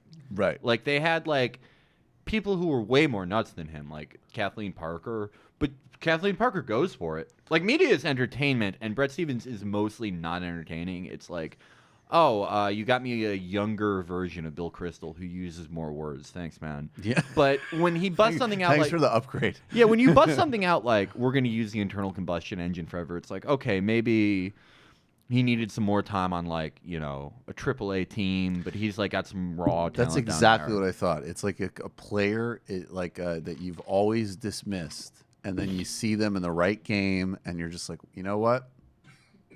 Mea culpa. Yeah, because it's such a fucking stupid idea. Like, why? What was his reasoning for that? Because he literally said something to the effect of like, it's efficient. It's like it's a good way to get around. It's like not. It's just not. It's just not. Yeah. So this is Sam Harris intervening because Sam Harris. I think the subtext with people like Sam Harris is that they really like. They want to be like the court philosophers in like a Silicon Valley dictatorship. Mm-hmm. So Sam Harris goes, Brett, I'm a fan of your work and celebrated your move to. Everything with Sam Harris is so fucking melodramatic. Yeah, he talks like a wedding invitation. Yes. Always. Very mellow. You are cordially invited. I celebrated your move to New York Times, but this extraordinarily, like, what is this? Why can't you just say cynical attack? Like, if I was a college like professor or high school teacher, and I would just say like, whatever. Like, this is an A- because you have enough like social capital to like, be like a little jerk off that knows how to write something. But you can just say like, but this is a cynical attack, not an extraordinarily. Like, everything is just always the overkill with this fucking guy. You know what it reminds me of? Yeah. Sometimes, like, I follow academics and WorldStar on Instagram, and I'll get like DJ academics. Yeah. Who like open invitation to play Fortnite with me? I will get you a dub. But sometimes they aggregate like XXX Tentacion, like his Instagram stories. Yes. And X's like his phraseology is really funny to me because he sort of does this sort of thing where he goes, he says things like, and I would never try to detest your name. I'm trying to create a positive attribute for the energy of this conversation. It's just like fucking nonsense. That's what we say before every show. That's how Sam Harris talks. Yes, that is exactly how he talks. But this is an extraordinarily cynical attack on a man who's doing as much to move humanity in a positive direction than anyone you can name. Please get your shit together. Whoa, mic drop. Oh, I need my board up for that. Please get your shit together. And then I love in the classic fucking snitch move, he ats Elon Musk. Oh, what a bitch. Which is like literally an invitation to have like an infantile, like bratty multi-billionaire whose actual businesses are in trouble and has basically been hinting at like a media vendetta for days on Twitter to be like, Elon, put him in your sights and then fund my next biofeedback project where I prove that Muslims are more violent than other people. Yeah, this is like, okay, so Robert Mercer is like out of the game. Right. Because people like yelled at him and he was like, well, I didn't get involved in funding shadowy far right movements for this. And his daughter, I was just trying to positify your amplify. I was not trying to detest anyone's name. I was trying to create a positive dialogue about the energy around your name. And his daughter just doesn't have the same money to spend, but like Elon Musk does. And Elon Musk is like a petty enough person that he would spend probably more than Robert Mercer, even though Mercer has more liquid capital. And so like you have like fucking assholes like Sam Harris the new thing is to jockey for the new rich guy. Yes. It's like, if anything in the past week has showed you, like, we're in a very healthy society. It's like we have several severely mentally ill people who the most depraved industry in America gives millions of dollars to represent our views and resentments to, who, each side tries to get the other fired. Just people who were already not well and had their brains poisoned by working in entertainment. And now just different cynical YouTube guys can jockey position for like the richest guy with the most resentment. It's good, It's like we haven't. Yeah, we're in a really good place. I don't know. Like, it's easy to criticize this thing, but like, have we really been doing it long enough that we know that it's like a sign of cultural degeneration? I don't know. We'll figure it out. Yeah, we'll have to wait and see. What is this Jordan Peterson thing that you dug up? Oh, this is him talking about the double helixes. Oh, yeah. Okay, we got to do this. We got to give this a second. Then we'll get to. We got to get out of the gutter and get to Farrakhan soon, though. This is from China. This is from China. So this is. So Give this your is man a blowjob. Foxy and Nuwa. I think I've got that right. But I just love that representation. It's so insanely cool, this representation. So you see the primary mother and father of humanity emerging from this underlying snake-like entity with its tails tangled together. I think that's I really do believe this, although it's very complicated to explain why. I really believe that's a representation of DNA. It's complicated to explain. And that representation, that entwined double helix, that is everywhere. You can see it in Australian Aboriginal art, and I'm using the Australians as an example because they were isolated in Australia for like 50,000 years. Fucking A. Something you don't learn everywhere. Fucking A makes you think, doesn't it? Okay, well, I'm going to buck the trend a little here. It actually sounds kind of cool. Okay, so like, yes, Jordan Peterson is like the ultimate we live in a society guy. Like he's the ultimate I just like smoked a seed blunt, here's what I think guy. but like I actually like did know a guy who's like, nah dude, you smoke a seed blunt, you'll come to amazing realizations. He's one of the like many stupid guys I've known in my life who are just slightly more stupid than me and like made me think I was really smart. But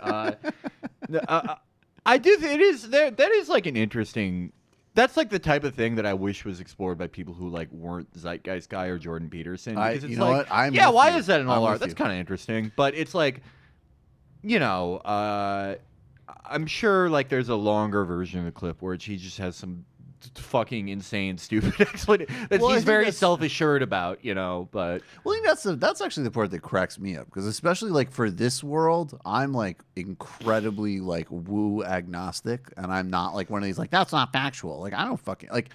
I think that more like good left people should be like, well, I don't want to like whatever. Like you should be fucking going on ayahuasca trips, and meditating, and like figuring like. Your world is not just Sam Harris bullshit at all. Like, I 100% believe in astrology. Even if it's not real, it's true. Like, yeah, exactly. I believe in a lot of weird, goofy shit that I admit is goofy, but it's like, you believe it, you believe it. Yeah, why not? If you believe it, you believe it. Exactly. but I think that it's the surety. Like this guy could be like, see, that was because your moon was in retrograde, so you had your period, so therefore we need to legalize child labor. If a professor, this reminds me of that story in the Toronto whatever paper. Yes. Because if a professor said, I can't go into why I think this is true. That's but fucked like, up. That's why it's funny. Like, what the fuck am I paying That's you for? what exactly. That's what makes it fucked up. I mean, I think the subtext to this is like, I feel like a lot of like diehard like men who like Jordan Peterson would watch that clip and be like, yeah, totally, you know, aliens told us about the double helix or whatever his explanation is. But like, you know, if a woman likes astrology, they're like, well, bitches are so fucking stupid. Yeah, you know? And it's like, everyone should have like a dumb thing that they like that has something to it, you know? I agree with that. It makes your life better. It makes your. I agree with that completely. I actually like that Jordan Peterson like he literally has the personality of like a sexist like 1950s like, God damn it, woman, get control of yourself. Yeah. He like literally is that. It's like the group and the individual and oh, you son of a bitch. Like it's just this like constant cascade of like imbalanced emotionality and overreaction. And like what's coming out amidst like the sea of tears and histrionics is you should straighten up.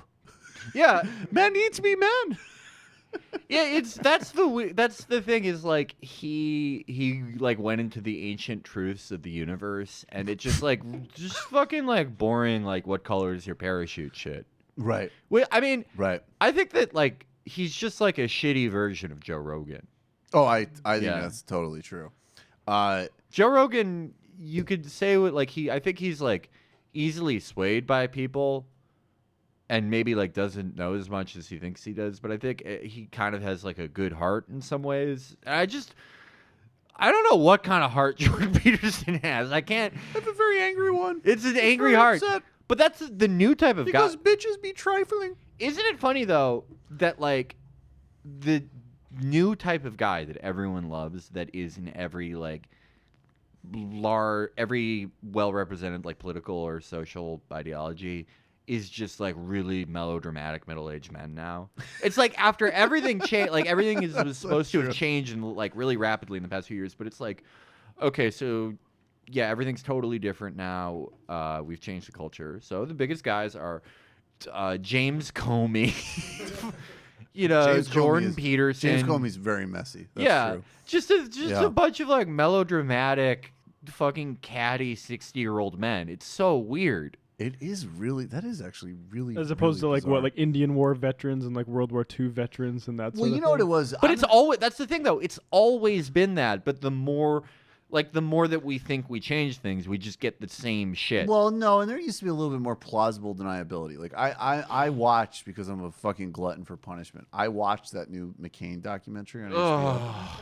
And fucking can't stand that piece of shit. Absolutely. But I'm gonna say something like this is just like a sky is blue comment.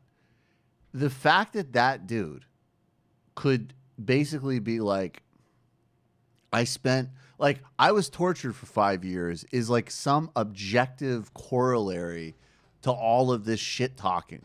You know what I mean? Like there was at least, and even like fucking John Kerry, like I was in my fucking, fly airplanes and shit. Like there was at least in that generation some like bullshit. Usually, fucking grotesque. Like, I participated in an imperial mass murder in Vietnam. Yeah, I made my dad let me fly the plane again after I fucked it up. Right. Well, versus I've been crying in a Toronto classroom. Yeah. Come on. Like, there's a little difference there. Well, I think if anything, like, if we could have a whole conversation about how, like, Trump won in this way that he sort of turned everyone into him. Like everyone who paid attention to politics, like started paying more attention to politics in 2016, is now just all they do is consume media, and it makes them fucking crazy. And that's him. That's him. They became him. Yeah, but dude. He also like destroyed a lot of people's preconceptions of what is necessary or what's okay or what's the norm. One of those things was with like John McCain. It was like. Where it's like do we have that handy? Yeah, where he kind of has a point where he's like, okay, so is this guy good because he like fucked up being a pilot? That's like why he's an interesting person, why his opinion's worthwhile. And it's like, he's as much of a piece of shit as John McCain, but he's also like right. He's right about that, and I think people saw that. And they're like, yeah, why do we need some like arbitrary sacrifice to enjoy our melodramatic old men? Let's just get straight to it. Yeah. I gotta say though, I think that the problem with Rogan now is that Rogan is another person that's just completely fucking given in to like, like I'm like a 50-year-old like multi-millionaire actor. Yeah. And like absolutely whatever minor annoyance there is to me is completely a macro reflection of the world. So like definitely kids being like crying about Ben Shapiro. Yeah, that's the biggest threat to democracy on planet Earth. Like that's where he really, and also the gender shit to the point where like anybody that obsesses that much about gender to me, I get a little bit like, all right, man. Yeah, no, there's something like very cruel about it, But yeah. No, I like the guy, but I feel like he's fallen off in the last like couple. Like he's gotten more into that shit. I think like wealth and fame is like fame more so is terrible for you. I think it's like one of the worst things that can happen to your brain. And I'm not saying they have it worse than anyone. I'm not saying that at all. I'm not saying like feel bad for these people, but I am saying that it alters people's perception of the world. Like I was thinking about that Dave Chappelle thing about Martin Lawrence. Right. And also like, I think that money does have this entrancing power to people that's very real. I feel like people come into like 7-8 figure sums and it completely rewires their brain because so much of most people's lives is like, am I going to have enough money to do this? Am I going to have money? Then you get to the point where it's like, I don't have to think about those things anymore. And that's what they call, that's like the $80,000 threshold for like a single person where you don't have to worry about the things that you did. And then you go higher and higher. And unless you have like a break where you're like, okay, it's like kind of absurd. If I don't have kids, if I don't have a wife, if my family doesn't need this, it's absurd for me to keep all this. I should give a lot of this away. Right. You spend more time rationalizing why you should have it. And it makes you disconnect from people. Because for people that are like extremely into the logical vision of the world, there is nothing logical about someone having, fucking $50 million. Well, it's like fucking obscene. Now you're talking about fucking communism, dude. But that's the thing. It's like if you listen to him talk like a few years ago, like he's like no, he would very reasonable. But it's money. Money makes you crazy. Ditches. Like he should make fucking money. Yeah, money makes you fucking crazy because you either separate yourself like past a certain point, or you spend more and more time rationalizing why you should have it. And the only way you can rationalize why you should have it is both that everyone and everything in the world is like an existential problem, and that you are so much better than everyone. So there was a piece that came out. Oh man, it's a while ago now, but it was like the economic part of like it was by the same guy who actually wrote Emotional Intelligence, and he was saying, he's like, it's actually studied that even on like a really basic level, that all of these social interactions that humans need to cultivate in themselves, if they're anywhere on the spectrum from, seriously economically deprived, like I was growing up, or even just like middle class, you have like a situation where, oh shit, I need to stay later at work. My neighbor needs to my kid needs to go over to my neighbor's house and like play with their kids and whatever. So you need to have like a relationship with your neighbor, not just like out of self-interest. Right. You just literally need to constantly be relating to other people because you live in a socially embedded way. And then when money cancels all of that, they were doing the research in the piece was like literally like down to the level of like, you don't need to read other people's facial expressions in the same way. Yeah, exactly. You don't need to cue into like any type of proper protocol for being human because you can just fucking bypass all of it. So I like the way I get paid is sort of like a freelancer because I'm like a part owner, proprietor in my own thing. Right. I make about like pre-tax, I pay quarterly taxes, and it like usually works out to about like anywhere from like 20 to 33%, depending on like what is deductible and what isn't. Right. Make about like $110,000 a year. Right. Which is like, I grew up like not really having to worry about things, but I wasn't just sort of completely buttressed by my parents into adulthood. Right. More so than other people for sure. But like, I feel like never expecting to have like made that much, because I like sucked at school. I just didn't like it. I sucked at like trying to find work. Anything that's happened to me now is like it's unreal to me. It's hyper real. It makes no sense to me that I just didn't expect to go anywhere. Yeah, well, it's like I just like hyper real posted my whole life, and then it's like, okay, enough people like your post that they're just gonna give you and your friends like $1 million a year, and you can pay whoever to do whatever. And it's like, okay, I guess. But like my experience with like not expecting to come into that in a very short time was like, holy shit, I can like buy my way out of so many problems, right? Yep. Like any inconvenience that forces people to like depend on each other in some way, I can just buy my way out of it. Right. Like I got like mugged, and I like my keys were in my wallet and I forgot. And instead of like, like seeing if anyone I knew had spares or like I could stay with someone, I'm like, oh, I'll just like go to a hotel room. Yep. And I think that there like became a point where it just like it made me hyper disconnected after a while, because I'm one of those people like left to their own devices. They'll just like sit around and only go to the gym and then play video games with their friends. I'm like that type of guy. No matter what low body fat percentage I get to, or how many, I'm like that type of person. Nice. That it made me sort of insane, and I don't know. It made me start like setting aside like a percentage of it I should like give away every month. And I'm not saying that to be like, oh, I'm a great person, but just to say like, the more you hoard it and use it to buy your way out of humanity, it will make you fucking nuts. It will make you fucking insane. And I wish there was something. I wish like, people always talk about how there should be like financial education for like, kids in school, right? Because they'll have like this grinded out lower middle class, temporary class experience that is so typical for people.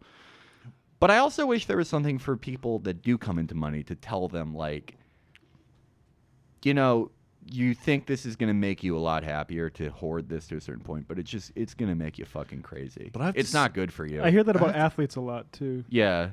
But it's so amazing to me though, just like the perspective, because like, so like I would say like in the last year of my life is the first time in my life ever where there wasn't just like, and it's not, like it's not a high number now, but like I'm fine. There's a lot more that needs to like be done, whatever, but like things are fine.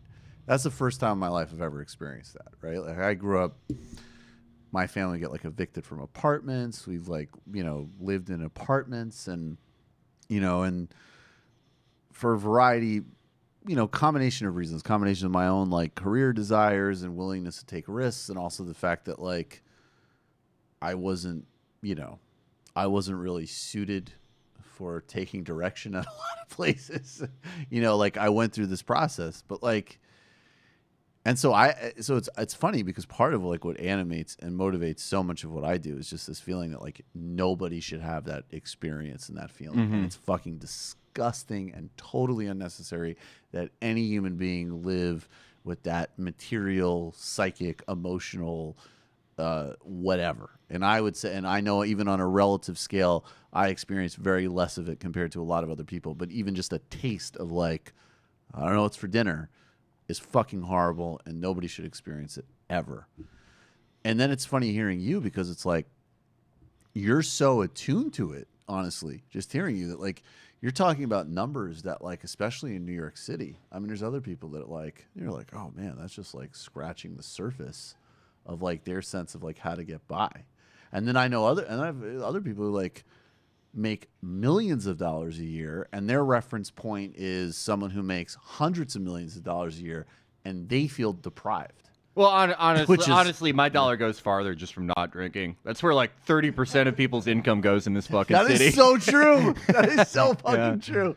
That's why you come in with the like, and we're like, would you like a beer? It's like, do you have a lime flavored kombucha? I literally just asked for seltzer when I came here. That's not a fancy drink. Everyone drinks it. Don't fuck up the bit. Don't fuck up the bit. The seltzer, though, is decent. I could work that another way. That's just some Jew material there. All right, let's take a look. Guys, you really got to become a patron because we're going to get to so much good shit in the post game. But we got to play this Farrakhan thing and then one of the Alex Jones sounds. But let's start with and then we're going to play another with an amazing graphic from David Slavic in the postgame, another Gulag or re-education tournament. But this is Louis Farrakhan. He was on, I believe this is a radio show in Chicago. Life Goals, obviously. If I book Farrakhan for the show, I'll have you in, Felix. Oh, yeah. Dream come true. Yeah. This is the brother minister talking about Trump's record. And actually, I'm gonna have to revive. Do you do a Farrakhan impression, Felix? Oh no, I do such shitty impressions that I haven't even. Not true. I can do like a certain type of impression. I can do like. Well, no, you do. You got a good Obama. You got good Hillary. But Obama's just Midwestern. Like Obama's easy to do because it's just like Midwestern cadence. Farrakhan's devil. Yeah, exactly. Right. Yeah, Farrakhan's like he's very difficult to do for me. This devil can't transcend the Midwest. Yeah, there's like this glide to his voice that's hard to imitate. I've never seen him this peppy. Let's check it out. Let's see how you respond to this clip. Some people would argue that it's better now that the racism is more in our face rather than hidden. What's your perspective on that? Well, that wasn't the intent of this administration to do a lot of good for us. But the nature of this administration is good for us. Because now, sometimes you think you're where you are not. And so Trump is letting you know where you really stand. And because of Trump's way, he is an anomaly. There's never been no president quite like Mr. Trump. But there's something that he's doing. I'm going to come out in a few weeks and talk about it. But Trump is destroying every enemy that was an enemy of our rise. Who's the enemy of our rise? Is it the Department of Justice, where we get none? Is it Congress, where you make a law that favors us and then you turn around and destroy it? Is it the media that has destroyed every black leader that stood up for us, calling us out of our name? Martin Luther King suffered it. Malcolm suffered it. Du Bois suffered it. Marcus Garvey suffered it. Pause it. Yes, I did want to say Louis Farrakhan should really keep Malcolm X's name out of his fucking mouth And we can have fun with this clip, but very important point. Word. I mean, I don't know. No one knows if he fully he didn't, did, but he helped like, instigate the environment for sure. Yeah. Well, he's attacking the media, calls it fake news. Well, I don't think everything is fake, but I know, I know very well that we have been the victims of some fake news. Yes. He's beating up the FBI. Go at it, baby! Because they've been beating the hell out of us ever since J. Edgar Hoover and the counterintelligence program of the U.S. government. So go ahead, Mr. Trump. Felix, as I say, major influence on both of us. What do you think? I mean, so I said this the other day, but the thing that no one ever wants to own up to this about Farrakhan. Yeah. Not the people who cynically bring him up to weaponize him against the left, nor the people who really aren't NOI but kind of ride for him in a way.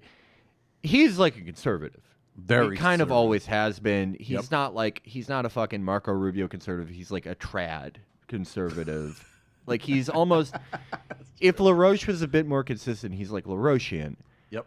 But this is also the perfect Farrakhan clip because there's a grain of truth in a lot of it. Mm-hmm. There's a grain of truth that the FBI fucking sucks, and it's it is, I would imagine it's pretty hard for a lot of people to go, no, protect the FBI, even if it's this whole other thing of okay, the president shouldn't be able to do X to X investigation, which is, also true. But Farrakhan, hold on, sorry, I have to look up who did this exactly. Someone wrote one of the only good Twitter threads I've ever read. Rebecca Pierce, who's a journalist and filmmaker. She's done a lot of very good work about refugees in Israel, and she said a lot about how people who had said things that were, Farrakhan will say something that's 32% true. Right. Guys who would say the whole thing that was true, they were systematically destroyed by the FBI and the police and the media. And so it's sort of annoying for people. Of course people are going to rally around Farrakhan. If you destroy everyone else who's saying anything close to him and you leave this one guy, people are going to fucking rally around him. But no, I think, and I also think it's what's weird about him is look, I don't have any problem saying, like you said, Farrakhan's right wing, and on some level, on a super base level, you could say look, if you want to build fucking liberatory left wing politics, then actually anti-Semitism and homophobia, that's fucked up, that's wrong, that's not going to work, that's reality. But there is this certain type of concern troll, including, by the way, I would say you and I maybe, I don't know how old you are, but I would say 27. Okay, so you're young, but I would say okay, so you, but I don't know, man. We were, and I'm 34, right? So we're at the very last. If somebody is 30 or under, or I would even maybe say 40 or under, actually talking like Farrakhan was some type of actual presence in their lives, that's a fucking lie. And there's a certain type of person that Farrakhan is the go-to boogeyman for anything that makes them feel uncomfortable about anything ever, including something that has stuff that has nothing to do with anti-Semitism, nothing to do with homophobia, but any criticism of Israel, any forthright talk about white supremacy.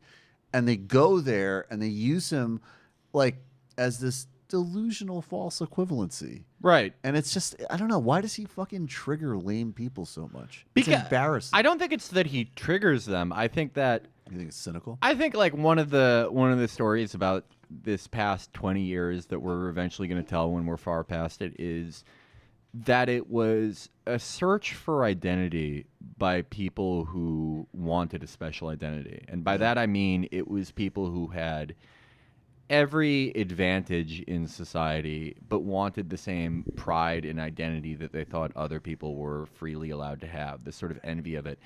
And I think for lot of the people that bitch about Farrakhan the most sort of come from like my background, and I think for them it's like it's thrilling the same way Israel's thrilling. They're like, oh, finally I have a little bit of that. I have a little bit of that identity points. I can say that I'm threatened by something. I can say that I'm made unsafe on something. I can define this identity around, hate I perceive towards me, even though it's not even close to the same thing that other people experience. But it's like, we people are often piggish and impulsive, and we have a piggish and impulsive society. And I think for a lot of people, if they saw people sort of build this identity around their oppression, their first thought wasn't like, how do we address this? It was like, I want what that is without any of the negative aspects. I would like to. Yeah.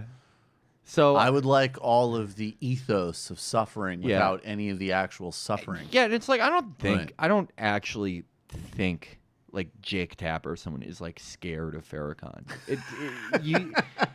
I mean, you don't think Jake Tapper's up at night being like, what if Assata Shakur could make a sneak attack from Cuba? Yeah, they know it's not going to happen, and it's like I think they want Farrakhan to be more of an ideologue than he is, because the truth is he's a scam artist. Right. Farrakhan is a fucking huckster. He got e-meter readings. Yeah, he did Scientology shit. Yeah, and right. he's like the shit with Trump now. It's like just savvy media operating by him. Farrakhan's a huckster. He's not fucking dumb. Right. Like he stayed on top of this for a while because he's a very savvy guy, and he's like made these strategic allies along the way that benefited him and kept his name in the news in the right way. And he sort of maintained his grasp around people who sort of feel like they didn't have anywhere else to go, or were like, maybe their parents were enraptured by previous leaders in NOI. But it is like just incredibly fucking cynical. It's incredibly cynical, like how he's deployed. And it's like, yeah, obviously, so much of what he says is like shitty and bigoted and everything. But it's like, he clearly is not the same. He doesn't have like the same power as the other things that people criticize. It's insane. Yeah. There's no, I mean, listen to two devils are going to talk about the brother minister. I mean, those are the same people that put Buju Banton in jail. But that's Reverend Wright. They want our music.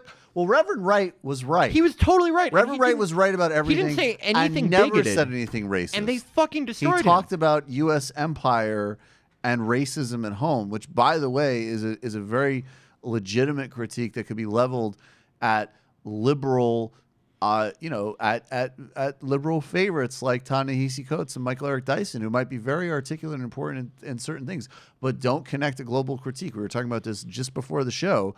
Reverend Wright was doing that from a fucking pulpit, and Wright, and in fact, I remember when I first saw Reverend Wright, I was like, I know that Obama is going to need to like get away from this electorally, but for the first time, I was like, oh, Obama might be a good president. That's an awesome. He's got a good minister. It taught me the opposite thing. I kind of thought, because it was like, one thing you can say for the Clintons, they're like loyal to a fault for people who ride for them, right? That's true. Like Anthony fucking Weiner. Like, how was he like still around their orbit? But it's just like he played by the rules. He didn't betray us. Yeah, Peter Dow. Peter Dow like isn't good at anything. Yeah, and they're like, oh, well, he's like loyal, so we'll like just keep him afloat.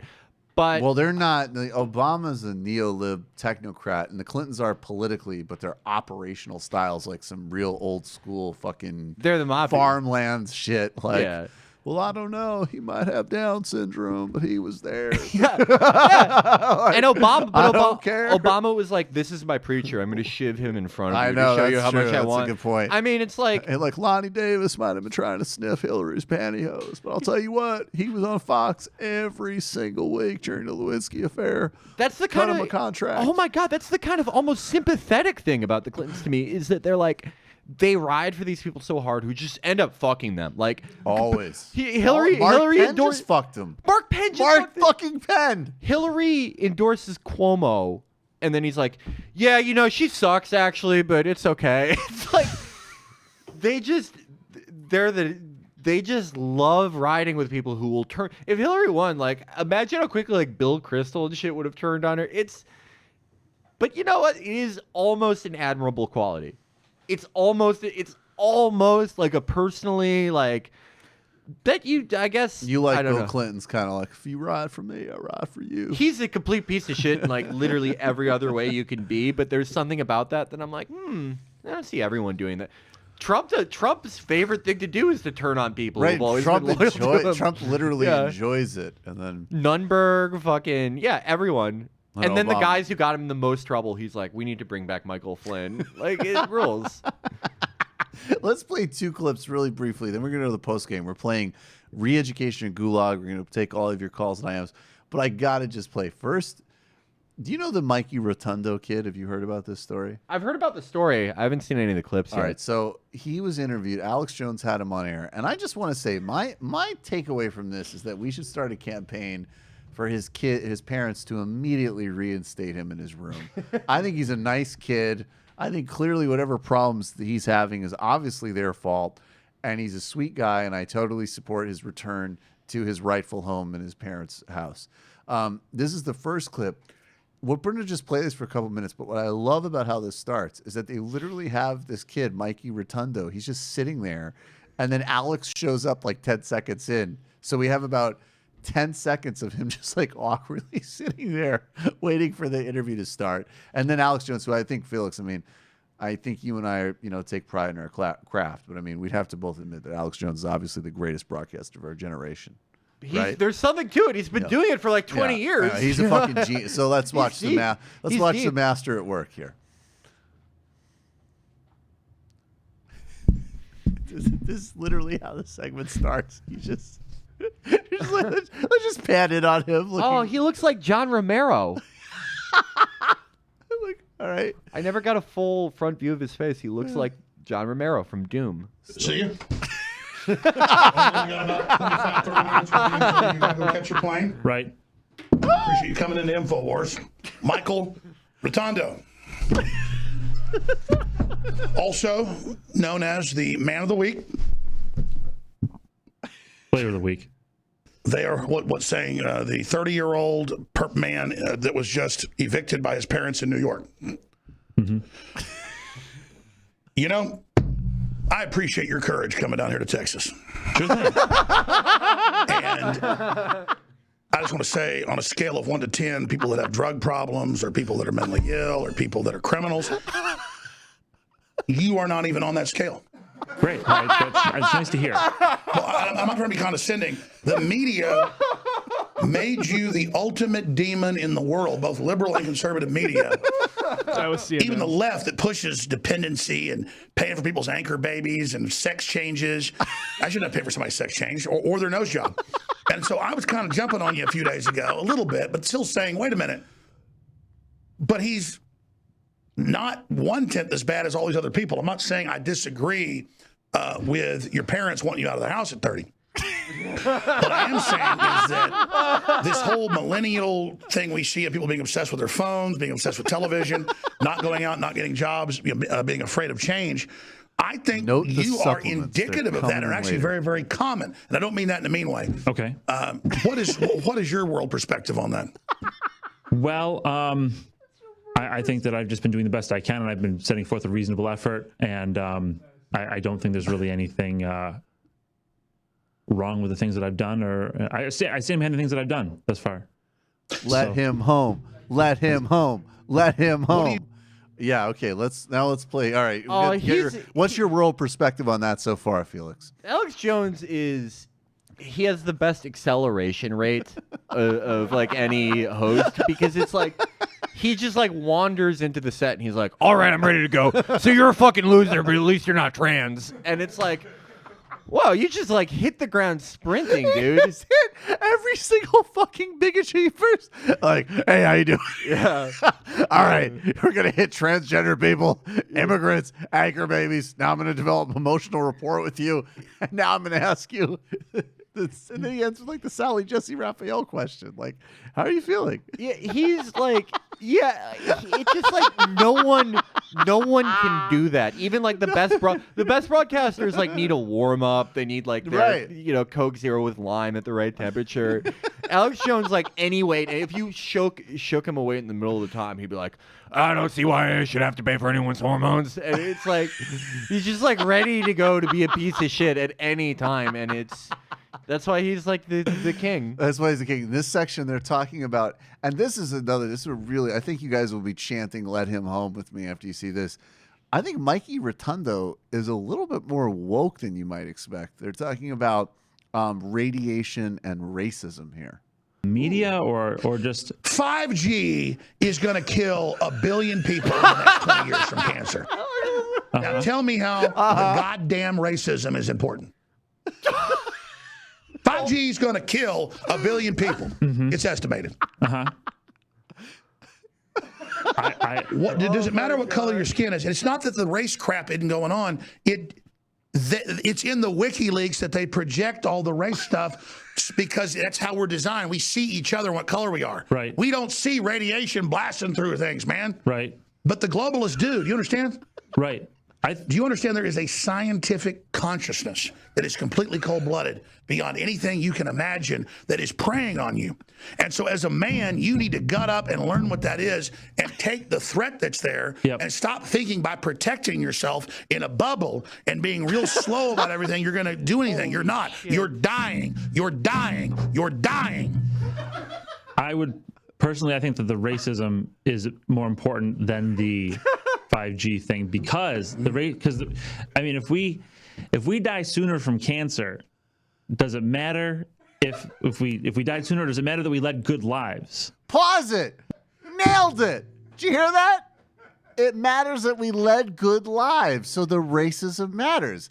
Let him home. Let him home. This is a nice kid. No, there's more. I want to play that another minute, and then we'll go to the post game. But it's too much. My God. Am I, Felix? Seriously, am I right, guys? Yeah, no. Let him home. There's something good in this kid's heart. Kid, he's older than me, but but he is a kid. Yeah. Look, for a fucking 30-year-old who refuses to leave his parents' home and like God only knows what he's up to all day, like. Sweet nature, he has good politics. For guys like this, he's a good guy. This or like Brian Silva. Like the fact that everyone makes fun of them because they are how they are, but you should honestly give them an award for not being alt-right. Exactly. You should give them like exactly. I would, there should be a government agency that like gives these guys jobs as like he can be like a steam moderator and lives in like subsidized housing. Like Brian Silva is in like a WPA where he like raps. Obama takes him on the Wakanda theme park that opens up at Disney or something. Like, come on, young man, let's go see Wakanda together. Way to not become a Nazi. Yeah, it's like R.I.P. Young King Dave. Young King Dave is another guy who should have been like commended for not like being alt-right. It's like anytime you see like a fucked up, like young, not even young, like a fucked up, like socially fucked up white person on the internet, and they're like weird and everyone's laughing at them, but they're like not racist. But they're like, hey, racism's kind of wrong. Yeah. They should be, yes. We should do honorary like left degrees for those people. I am totally ready to give this guy an honorary left degree and say, let him home. But let's play another little bit of this, and then we'll go to the post game. Without hatred. See, this is the scrambled spiritualism I'm talking about. Okay. Do you understand that in China there are 100+ million people in forced labor camps right now? Now he's in his grain of truth. I haven't heard that specifically, but I've heard there's a lot of terrible things in a lot of different countries. Oh, the Central Committee, that's public. Ooh. I personally haven't. All right, I haven't heard. They say Mao Zedong was responsible for 84 million dead. The Chinese do. Okay. That's in the. Our CIA says 65 million. I don't know the true number. 65, 84, whatever. Do you understand that they're killing millions of Buddhists every year and Christians and selling their organs? I did not know that. But see, there's not this psychological fun because it's Asians killing Asians. So it's not as sexy as Oprah Winfrey and Roots. I am always saying that. I'm always saying that it's not sexy when Asians kill Asians. Something I've noticed. That's what you said. You were like, I love doing the show, but don't do that fucking Oprah Winfrey and Roots shit with me. What does he mean, like Oprah Winfrey and Roots? That just literally that it's just both like black stuff. Like it's not sexy as black stuff. Yeah, he's a bad person. He's a bad person, but it's like his thoughts are so. The thing about Alex Jones that's like cool is like there's a lot of stuff that's cool. Frankly, that he tells the truth is one. Yeah, but, I think, it's that like his thoughts are as jumbled as like any fucking idiot you'll see in like YouTube comments or whatever, where it's just like screaming at like a selfie from like Zendaya about black on black crime. It just makes no. It's just like a screaming with totally jumbled thoughts that just nothing links up to anything. But he has like this like broadcaster charisma kind of. Yes. And he just says this shit that makes no fucking sense. Like just none of it relates to anything. Like it could just be from 7 sentences put together. But he's like confident enough that hundreds of thousands of people will give him money to do it. It's inspirational. For those of us who also have like jumbled thoughts, it's like inspirational. I'm trying to get to that point. Yeah. Oh, we all are. All right, guys. Here's what we're going to do. We're going to the post game where our paisan Felix is going to stay with us, and we're going to play Gulag or Re-Education Camp. There's a great graphic for it that the great David Slavic has made. We've got more Alex Jones sound. We've got your calls. We've got your IMs. We've got your Discord questions, all of that. We're starting to move fast towards our first 2,000 patrons, so thanks, everybody. We're on the move. Appreciate it a lot. Woke Bros, Waz and I's new show that's available for TMBS patrons and Count the Dings patrons. New episode this week. Right Wing Mandela animation dropping next week. And of course, all of the illicit histories, idea primers, and post games. Lots of content for you. Thank you so much for sustaining what we do and continuing to grow it so we can offer more and more and more. Thanks, everybody. Thank you to super producer Matt Leck, head theoretician David Griscom, super producer David Slavic. We'll see you in the post game. Of course, thank you to Mehrsa Baradaran. Thank you. And to Felix Biederman. We'll see you in the post game.